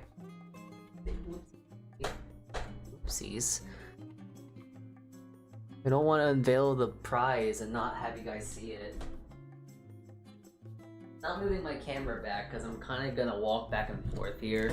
Well, at least let you have the ability to hear me. Or at least a little bit better, at least. Alright, so it's been in for about half an hour. So that means this is definitely cooked. So now it's time to see. Ooh. Da-da-da-da. Okay. Good rise, not terrible, not bad. Definitely probably need to add like maybe a little bit more dough, but that's good. Good rise, good oven spring, good color. Let's see here. Just going to actually move this to the side for now. I'm going to let it cool off a little bit, so I'll let this... Ow. I'm gonna just put this to the side here, let that do its thing, and okay, that's not hot. Oh, okay, never mind. I was gonna say I'm probably gonna bake this first, Actually, wait. Okay, I'm gonna bake them both at the same time. With one liquid thing, because for tea breads have a bit of flour on top. So to add that sort of rustic look to it, I'm just gonna dust some flour on top. Alright. So, here goes Daishima's tea bread. Matcha Kahana tea bread.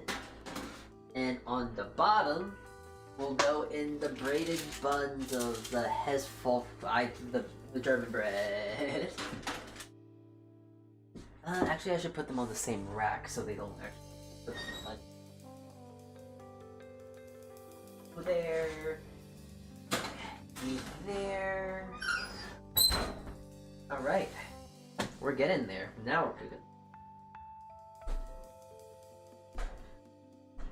So anyways, 15 minutes until those guys are done. And yeah, so anyways, Q's bread. Lemon where's Q when I need her? Cause I can't pronounce this. Malcora? I'm assuming it's Malcora. That sounds good enough for me. But doing a lemon macora might be nice to do, making into a my brioche base, but using once more the low-key brioche because it's cheaper to do, which is once more kind of funny because now I can just I might have to put in the inclusion of maybe using lemon. So that's a thing I can do now. I'm gonna put that back up. Now the thing is like, it just once more feels so uninspired, and I just don't want to do Q that dirty because Q is a very dear friend. I want and this goes with every VTuber I make into bread, but I still want to make sure I make enough. I put enough respect into the ideology, the conceptualizing, and the heart that goes into making this bread. So I want to do a little bit more. But I'm trying to think, like, what would make that more... What makes this more CUNY? How do I make a bread? How do I shove CUNY into a loaf of bread? Essentially is the question. How do I put this silly fox, the scrungly, how do I put this scrungly little gal into a bread? Yeah, it's I don't know. I'm stupid. He is just kind of a manic, little crazy, little silly Puerto Rican fox girl. Mipion bread should be a spiral roll. I mean, I would think the same. I actually no, I disagree. And that's just mostly because when I look at Mip, like, honestly, the first and foremost thing I see on her that's the most descriptive in my eyes, aside from like little angel wings little motif, it's the buns. And the buns just make me think of spirals and stuff like that, and like braids and all that. And also this little frill, obviously. So I think of like a nice little design instead of just doing a spiral. Doing a little braid is a little bit more pretty, I think, so. Because it's a snail in German. Be a spiral roll, because it... Yeah. Debatable still. I don't know. Yeah, still thinking about this. Maybe I just gotta go, like... Actually, there is something I can think of that would be really funny, but I just don't know how when I implement this into CUNY's bread, but like, I'm thinking of Vocaloid now. Because like, of all the pals and friends I know the most, CUNY is like the biggest dork and dummy when it comes to Vocaloid, because she knows everything when it comes to Vocaloid. I'm kind of worried about her, because she knows so much about Vocaloid, but like, I don't know. This is like, it's kind of funny because I'm kind of realizing making like these breads is almost like how some people take the time to make wedding cakes. Which is kind of funny because I am putting a lot of thought into this. How much is too much thought? I don't know. I'll figure it out another time. I'm getting stumped. Puny, why must you make me think so hard? I'm going to beat myself up for this.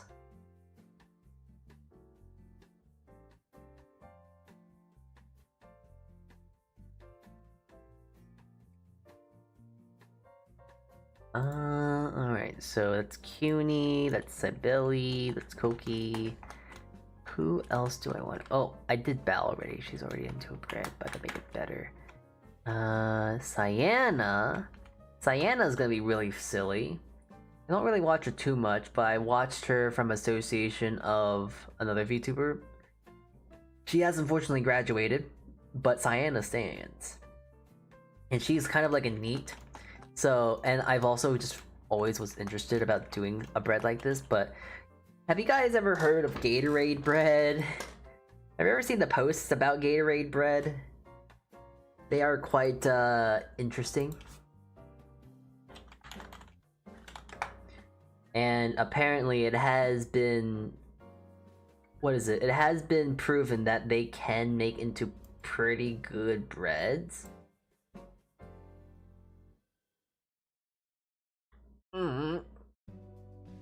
So, hold on here. Let me show you what a Gatorade bread could look like. This is it. It kind of looks like the installation with the color of it, but hold on, do I have a reference of Cyanna? Don't.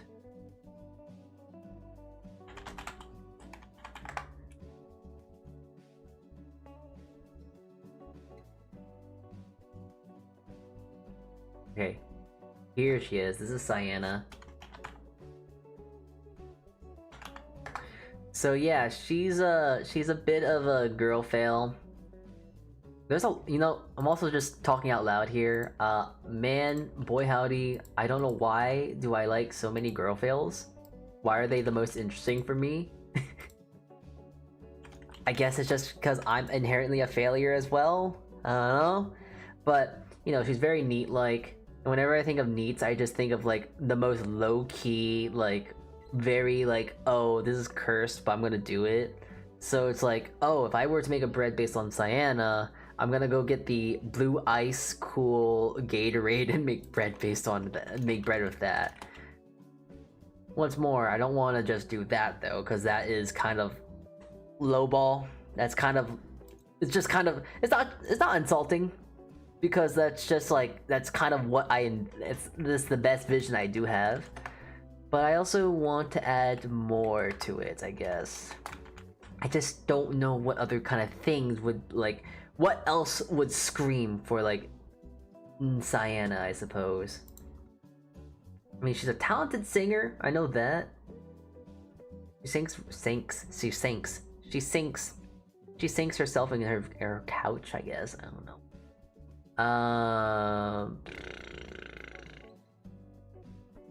Does she have a wiki page?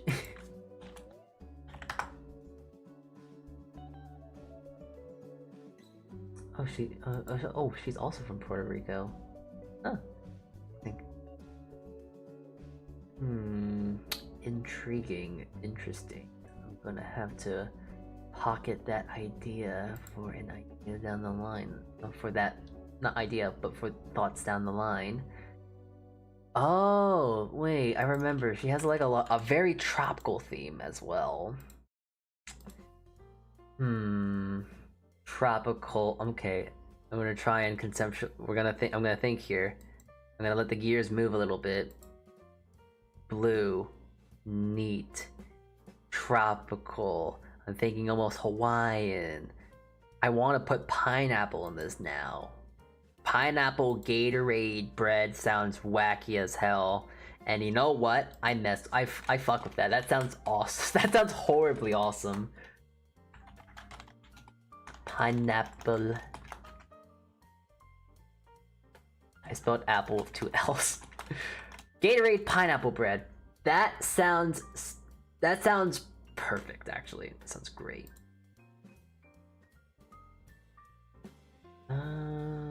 Yeah.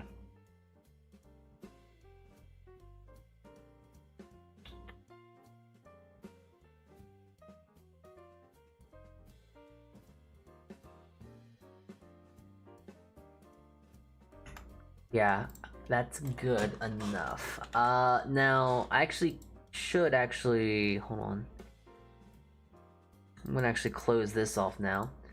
And since I'm using the bases for other things, let's talk about this bread, because this is actually gonna be really interesting. For those who are uneducated when it comes to pineapple, pineapple is extremely not volatile, but it's very, what's the word? Not aggressive. I don't know how to explain it. It's very difficult to use pineapple in like most foods because it has bromelain. I think not bromelain. Bromelain.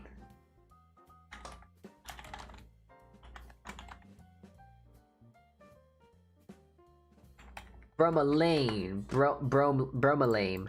Bromelain is a specific enzyme that is used as a tenderizing agent for protein. I'm not sure how well that applies to bread, because bread and gluten is held together by strands of protein. So I don't know the interaction with this and pineapple. But pineapple seems like a grand idea.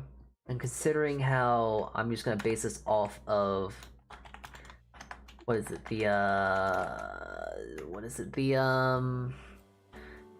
Here's the issue. This bread already has an extremely harsh environment. Gatorade, for one thing, has electrolytes, I believe, and electrolytes are salt. And if you know anything about basic salt and yeast interaction, is that salt kills yeast. So I'm not sure how this whole thing is going to interact with each other. I feel like I want to go a little drier so it has at least some leeway and has a little bit more easy of a time to rise and grow and develop. So I think like going around 60 might be good. 144. It's a little too bare bones. Let's go to 160. Alright. That's good. Flour is the same. Yeast. You want yeast to usually be a % of what the entire weight is.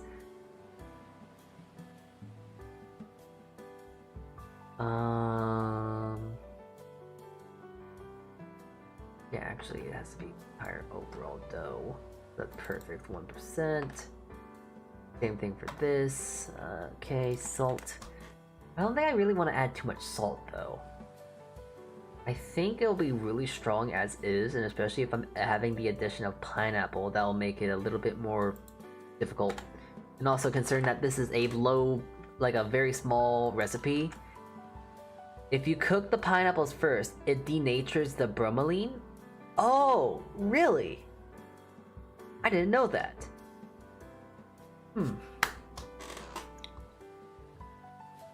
Maybe making like a pineapple, what is the word? Gastrique would be nice then. Or like just trying to like almost cook it down until it becomes oh wait, that'd be really cool, and it would make this sound really fancy, but also then it comes back together just being neat. But how about a caramelized pineapple Gatorade bread? So almost I would probably like cook down the pineapple to the point to where it gets really nice and caramely, like how you would like caramelize onion. So just cooking it down until it's like this nice caramel, sweet, sticky sort of ordeal.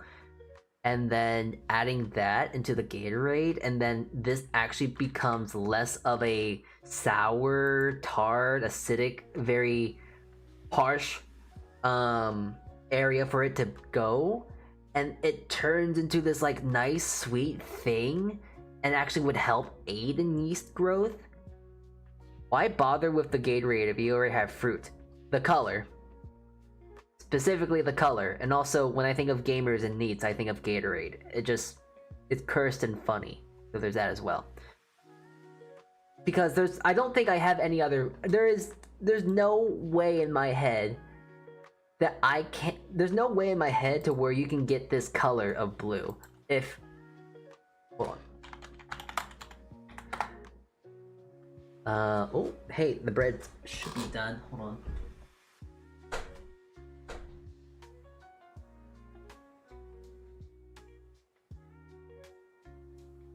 Ooh. Okay. We'll talk about Sienna and the Sienna bread in a moment, but I think we are good to go to see this other bread. I'm actually gonna even move everything back. It's because we're gonna now actually just be in the kitchen and chit chat.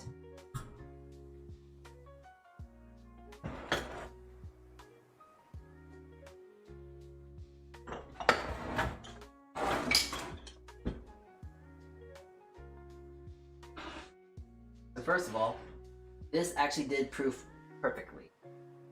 It did collapse slightly, but not enough to actually make it bad. So this was proofed perfectly. So this is gonna be a nicely soft. It's already pretty soft, very nice, to the point to where I can actually probably flip it out. But it's a little hot, and you know what? I'm not bitching. I'm just a little stupid.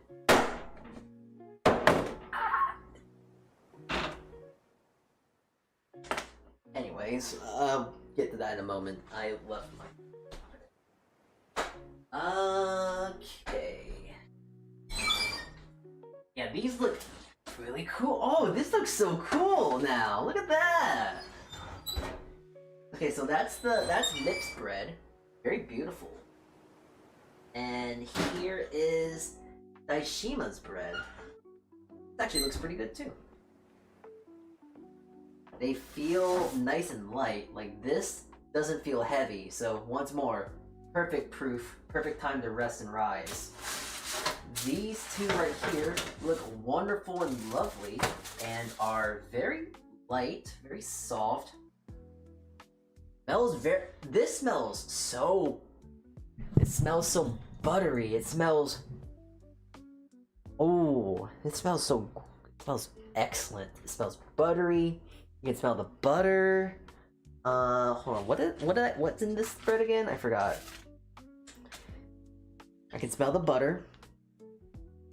I can't get any citrus notes, so I'm not really smelling any of the yuzu. So that might have to constitute me to adding a more aggressive amount of yuzu. Which is fine, that's just par for the course. That's why we do these tests and all that stuff to figure this stuff out. But yeah, having some sort of like... Maybe adding more yuzu next time, because I have a lot more of that I can add. But this looks lovely. Should the tea bread avoid browning to maximize the green color? Yeah. That's why I pulled it out right now. If I let it go any longer, it'd probably get too hot. I mean, too dark. So you can still see a lot of the green, but also keep in mind, there's only 2 grams of matcha in there, so... I'm going to add more matcha, so when I actually get more matcha, it should be able to be a lot more green, and yeah, we'll figure that out when it comes. But anyways, let me, first of all, not be a baby, and take off my watch, I don't need this anymore. Not be a baby, and grab this, and actually try and get this guy out. It's always the corners. That's why it's sticking. Always the corners. You know, I'm thinking about this now. Thinking out loud here. Because I am going to Off-Kai next year. I'm thinking, you know what'd be kind of funny? Because last year at Off-Kai, I went to Off-Kai last year and I brought bread. What if the Off-Kai, the next coming Off-Kai, I just bring VTuber bread? Ooh! Look at that! Beautiful color. And it's so soft. It's so... Whoa! Oh! Okay, that might have just been the raisin. But, ooh. That actually tastes pretty good. Yeah, that's so soft. Like, oh my god, can you see that? Oh, and you can see, look at that. This is a small little thing to see gluten development. But if you want to know like good gluten development, if you can press a bread down and it rises back to where it goes, that's a good way to tell how well you kneaded a bread. Which is funny because I didn't knead this that well at all. But since this is also sandwich bread, it is best if I just let this cool off a little bit more because it is still very warm. So it's best to let that set. The reason why I want to let this set is because when it's when it's hot and warm like this, it can ruin the inside crumb and it could be raw on the inside. Not raw, but it could just not be a pleasant experience after I cut it. So that being said, tea bread. I really am interested about this tea bread. The nutmeg really intrigues me. Just because nutmeg in a bread that is made for tea that also has matcha in it just seems, this entire bread on its own just seems very odd, but in a fresh way, if that makes sense. All right, is it hot? Yeah, of course it's hot, Salty. It was in a 350-degree oven for 15 minutes. What do you think? Goddamn idiot. Jeez.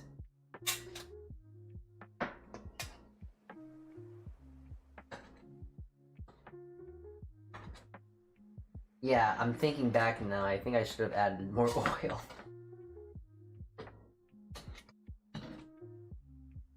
Oh, alright, wait. We have lift off. Or lift up. Lift up? I can lift it out of the thing. That's what I'm trying to say. We have liftability.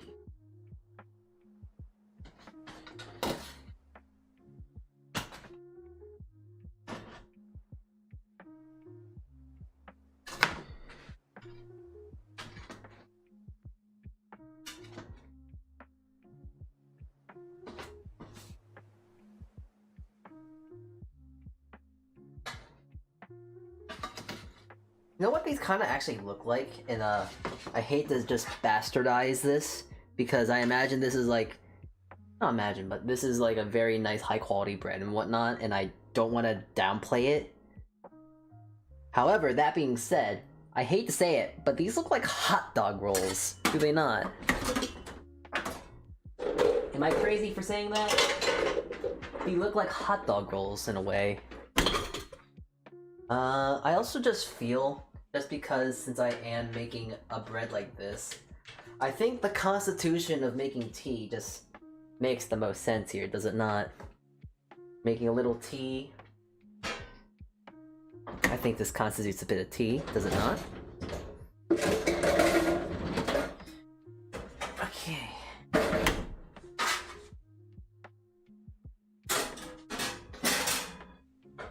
Well, I'm just gonna get some water here. Well, gotta get some sleep. Good night, everyone. Good night, good night, good night. Lactose, I hope you have a good sleep. Sleep well. May you have the best of dreams. And, yeah, I'm gonna make some quick tea. Does their VTuber like hot dogs or other sausages? I don't know. Yeah, it's a good question. Maybe. Who knows? Who's to say?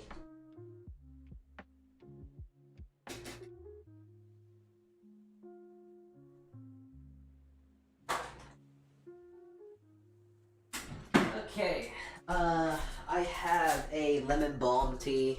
I'm just gonna use this for my tea here. And I'm just gonna do this unceremoniously. I'm just gonna do this very simply. People that make tea will hate me.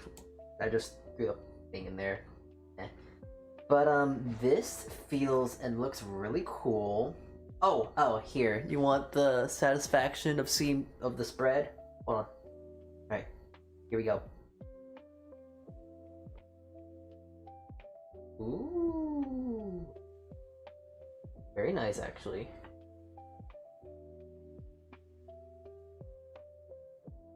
Ooh. Clean. It's actually kind of awesome how clean it's coming off.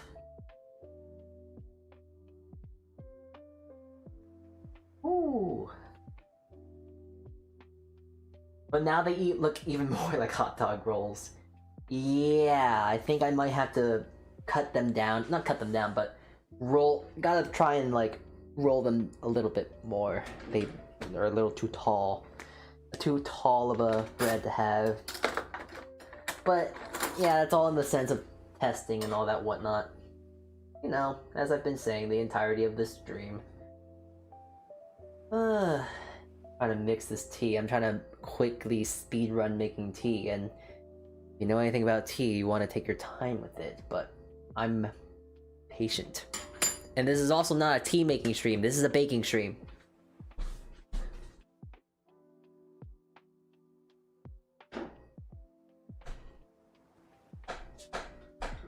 Alright.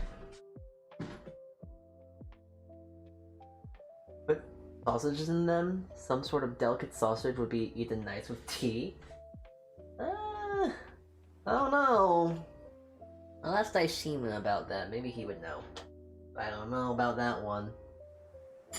Alright, lightly steeped tea is good enough for me. Oh, shit.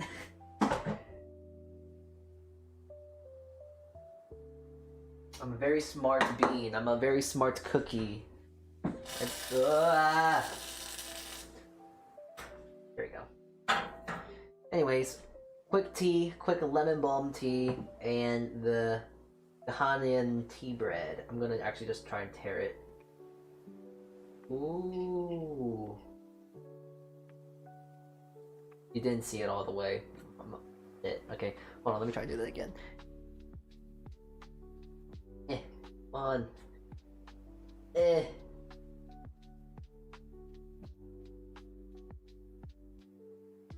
Ooh, the inside is very fluffy and soft. Ooh, it's like pillowy.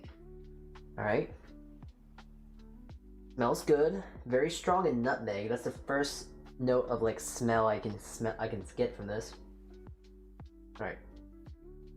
I'm going to make sure that if I want just pure flavor, I'm gonna just try the bread inside by itself, so I can get a good base of flavor.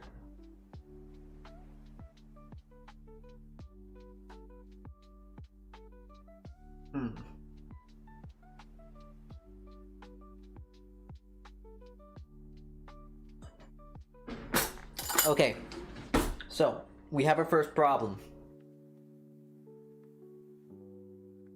It's bland. It doesn't taste like anything. So that's funny, because that means we need a bit more salt. So I'm going to add 1 gram of salt.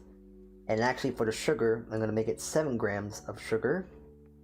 Definitely would very much benefit for more matcha. The matcha is extremely in the background. There's very little earthiness. There's actually no flavor from the matcha, I think.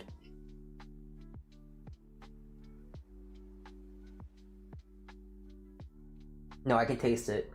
But it's so hard to find that flavor of matcha that it's like, yeah, no, you would not know that there was matcha or not in this.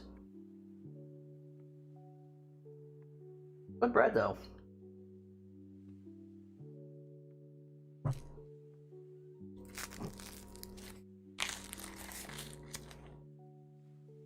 give you a little ASMR, I guess.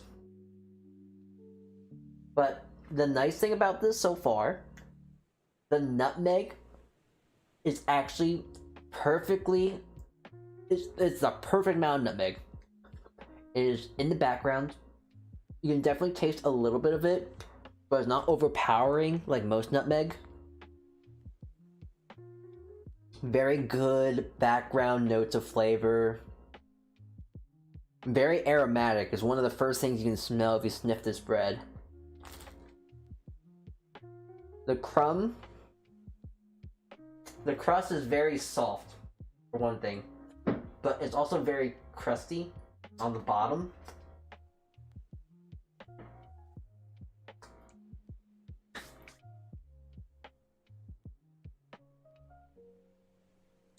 Yeah, no, that's good, but it definitely needs a lot of help.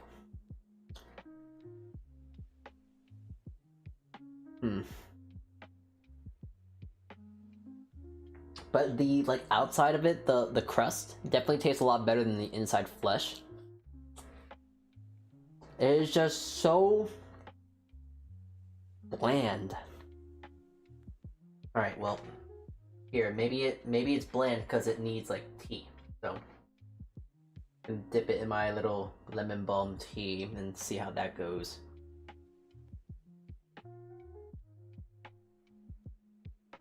No, that was a horrible idea. It's just now mush. The bread that was already fluffy and soft and delicate would just turn into mush.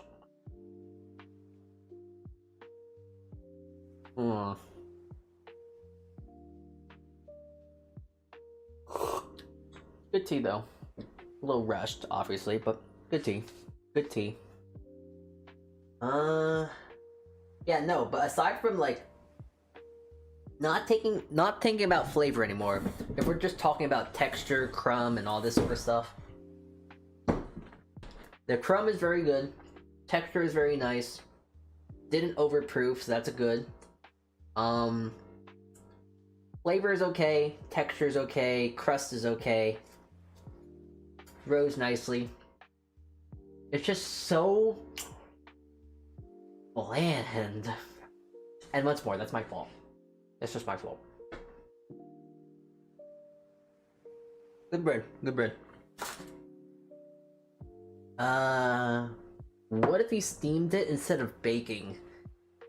Disgusting. I don't think that would turn out well, unfortunately. Rice, if you're thinking of like bao buns have, okay, so first of all, it would gelatinize the crust and would make it more akin to like the texture of like a bao bun, and I think that'd be kind of awkward. It's supposed to be like this, to where it's like fluffy and crusty and crunchy on the bottom. It's supposed to be like this from like the videos and recipes and pictures I've seen. It's supposed to be like this. So this is like on the money with like everything else when it comes to visuals.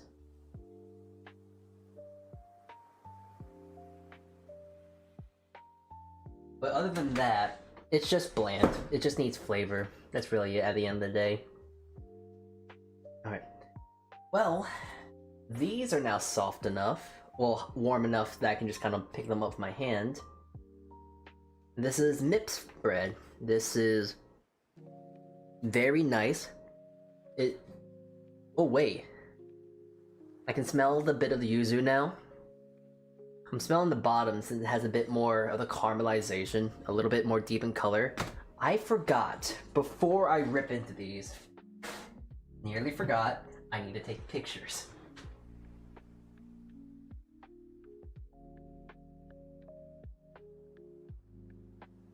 It would be so upsetting if I did this and didn't take pictures at all. So let me just do that real quick.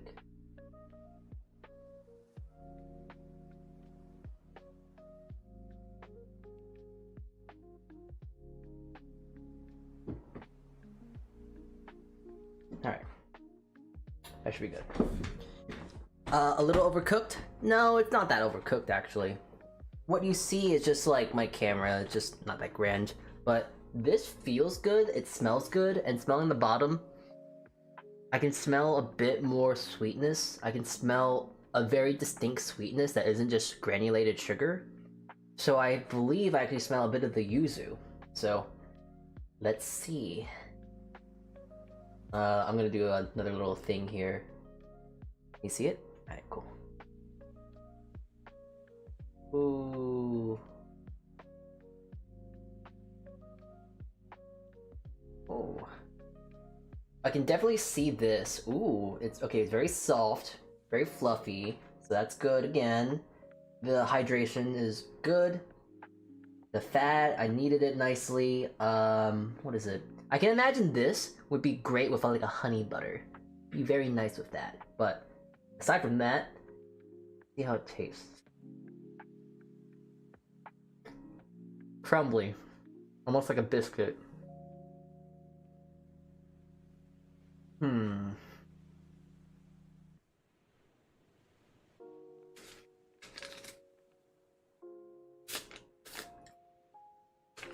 Okay. It's very fluffy, very soft. Nice and rich, so the butter was the perfect amount. But it's very nice and soft and fluffy. The crust is pretty much non-existent.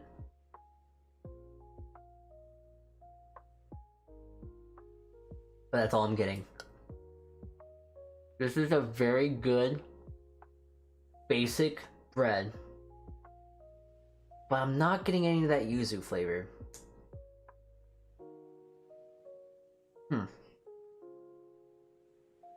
That's like a good, like... Yeah, that definitely would be good with honey butter. But that yuzu flavor is so hidden in the background. And that... The brown... Not the brown... Yeah, the brown sugar. You can very much taste that unique, like, molasses kind of flavor sweet. Which isn't bad. It's actually the perfect amount... It's actually even the perfect amount of salt, even. But I think I might have to double up on the yuzu. Because I barely even taste it. Which is a problem. Not yuzu, it's the citron, whatever the hell it is. But this bread is so unbelievably fluffy and soft. It tastes amazing. Very buttery. Nice crumb, nice crust. Yeah, everything. So with this bread, if I wasn't worried about like adding in the citron, the citrus flavor, this is an excellent bread. This is a delicious piece of bread. But because I don't taste any of that flavor that I really want to see or taste, not good in that regard. Good bread, but it's missing the plot. It's missing that, the citrus. So probably might have a double up on that. Good. Now I have this. I can probably make like a nice sandwich of that tomorrow. Alright, last one. And honestly, this is the one bread I'm really excited for. Just because, the liquid is Capri Sun, you know? And also the tart cherries. I'm interested to see how that plays into this, you know?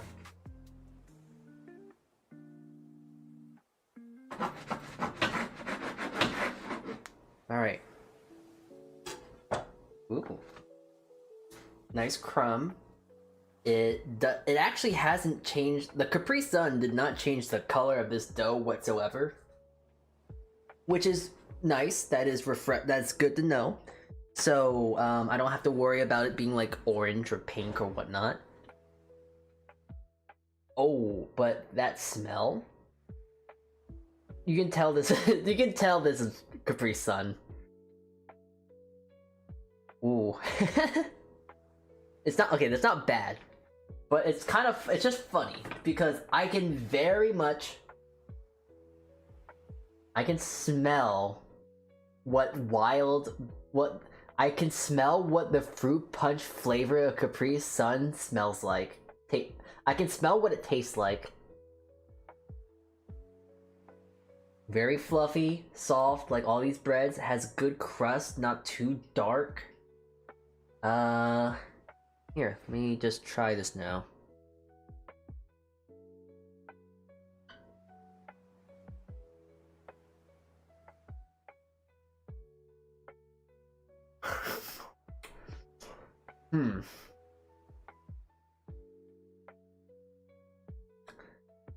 Huh.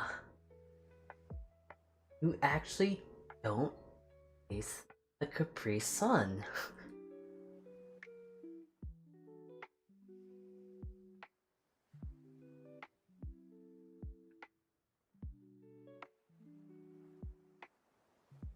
No, actually, wait, that's actually really funny. I don't taste any of the juice.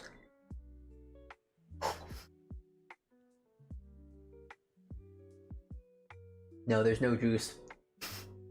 If you were to ever tell me that there was Capri Sun in this,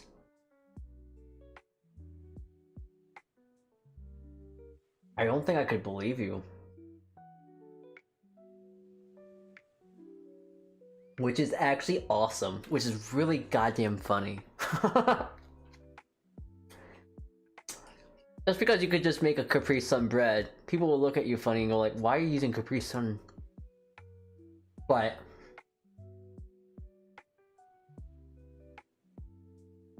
I don't taste it.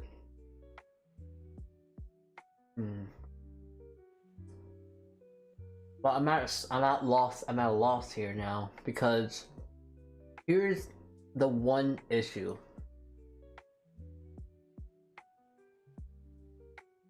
This is really good. Like, so good. I don't know how to make this better. I would think like, oh, I didn't add enough, I can't add more Capri Sun, so let me make it sweeter. But then, if I want to make it sweeter, the issue then comes of, what about the tart cherries? Because when I actually have a nice piece of the tart cherries in the bread, it actually adds like a lot more flavor. Nice and sweet, tart, makes my mouth water a little bit with how the tartness is. And maybe it's just a little bit of confirmation bias, and also just because placebo is playing into effect here. But I can also taste the Capri Sun a little bit more. So like, in a weird way, I don't think there's any way I can make this better.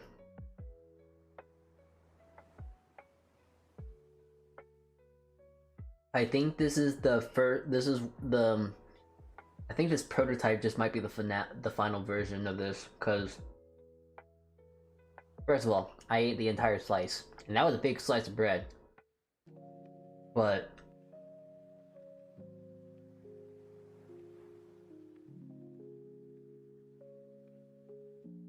I'm just trying to think now, because like, I'm kind of at a loss. That bread is an excellent bread. It doesn't need any more salt. Definitely doesn't need sugar, because those tart cherries are plenty sweet. And if anything, if you add more sweetness to this bread, it would ruin it, because the sweet cherries would overpower the thing and make this too sweet. So I'm thinking, in a very funny way around this all, I think this might be the first version and the final version, because it's just good. I don't know how else I can make this better, other than just saying I would have to ask Cherubi. But there's nothing else I can really think of adding to this that would make it nicer. I think that's just how it is. I think that's that. So, hey, we got one. Which is good, but it just feels awkward in a way. Cause like, hey, first time. But now it's just like, I feel kind of whelmed, you know? Not overwhelmed, not underwhelmed, but just whelmed, you know, just like in between. It's not a bad thing either. Just whelmed. Yeah, we're gonna leave it at that. Alright. Well, that being said, I actually should take some proper pictures. Because if this is gonna be the final product in a sense, I'm actually gonna really quickly try and do a camera shoot here, because of course. Which is funny, because like an idea for a camera shoot for me is just trying to make the bread look nice. So I'm just gonna casually cut some slices here.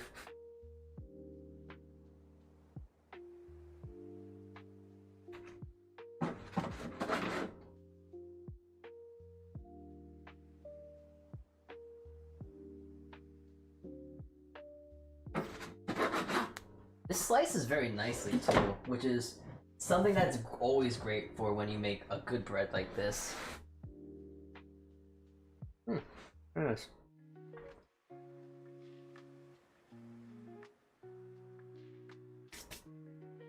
Alright.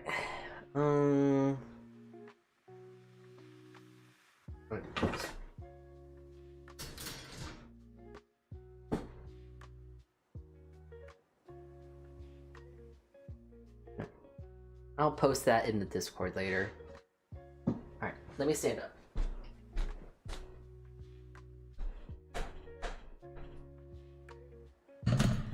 Okay, I think, honestly, just because also my phone battery's almost dead, I think that's a success, honestly. I think that's good. Some ups, some downs, some things I gotta work on, and I also gotta go buy some matcha now. But that turned out very nicely. I think the bread is fairly good. The two breads that aren't gonna be the final version, unfortunately, are good baselines. I think I might want to try and do a different shaping for the Capri Sun bread. But we will play that. I will play. Well, not we, but I will play that by ear. I will try and find something with that. I'll try and make it better in that regard on my own time. We'll see. Because, yeah, I'm gonna be using a lot of juice boxes. But I think. Oh wait, I wanna. Okay, so first of all, we're closing off stream. That is the short stick of it. I think I'm satisfied with all the breads I've made today. But I also want to finish this thought before we finish off here, because Sue, you asked about why do I want to use Gatorade? Specifically, a colored Gatorade for Sienna.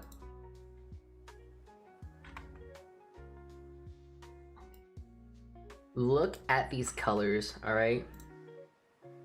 Look at these two colors and tell me that that's not as close as I can get to coloring this bread. That's pretty close. So doing like a caramelized pineapple glacier freeze Gatorade bread sounds absolutely cursed, and actually would be quite funny. So that's my closing thought. Alright. But that turned out very nicely today. It's very cyan, but you can make cyan other ways. That is true. But this is also the easiest, so fight me. Okay, well, I guess there's only one bread I have to make, but you're gonna have to check my Twitter out tomorrow for that. Sorry, you have to go on Twitter. But I got that for tomorrow, so look for that, I suppose. Yeah, I think that's it for today. Let me see here. Let me take a little look-see now, because let me see if there is anyone that we can possibly go right into. I don't know. Well, you know what? Since we were talking about Sienna, I think it'd just be really funny to just raid into her. You know, why not?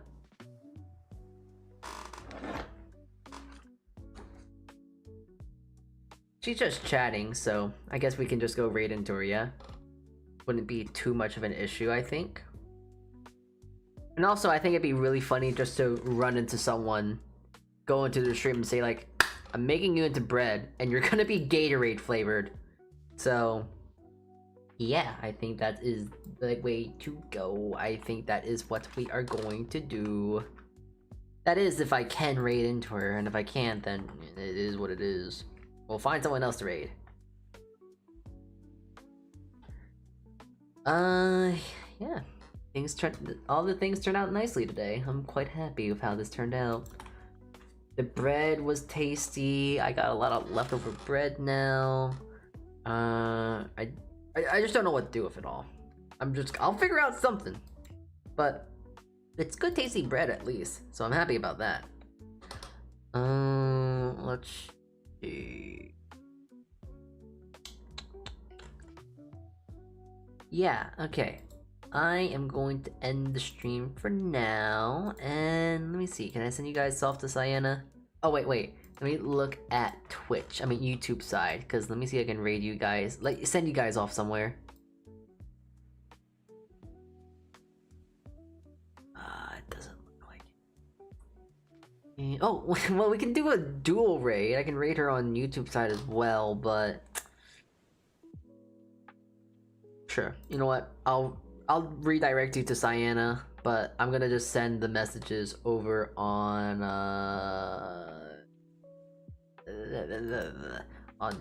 Twitch.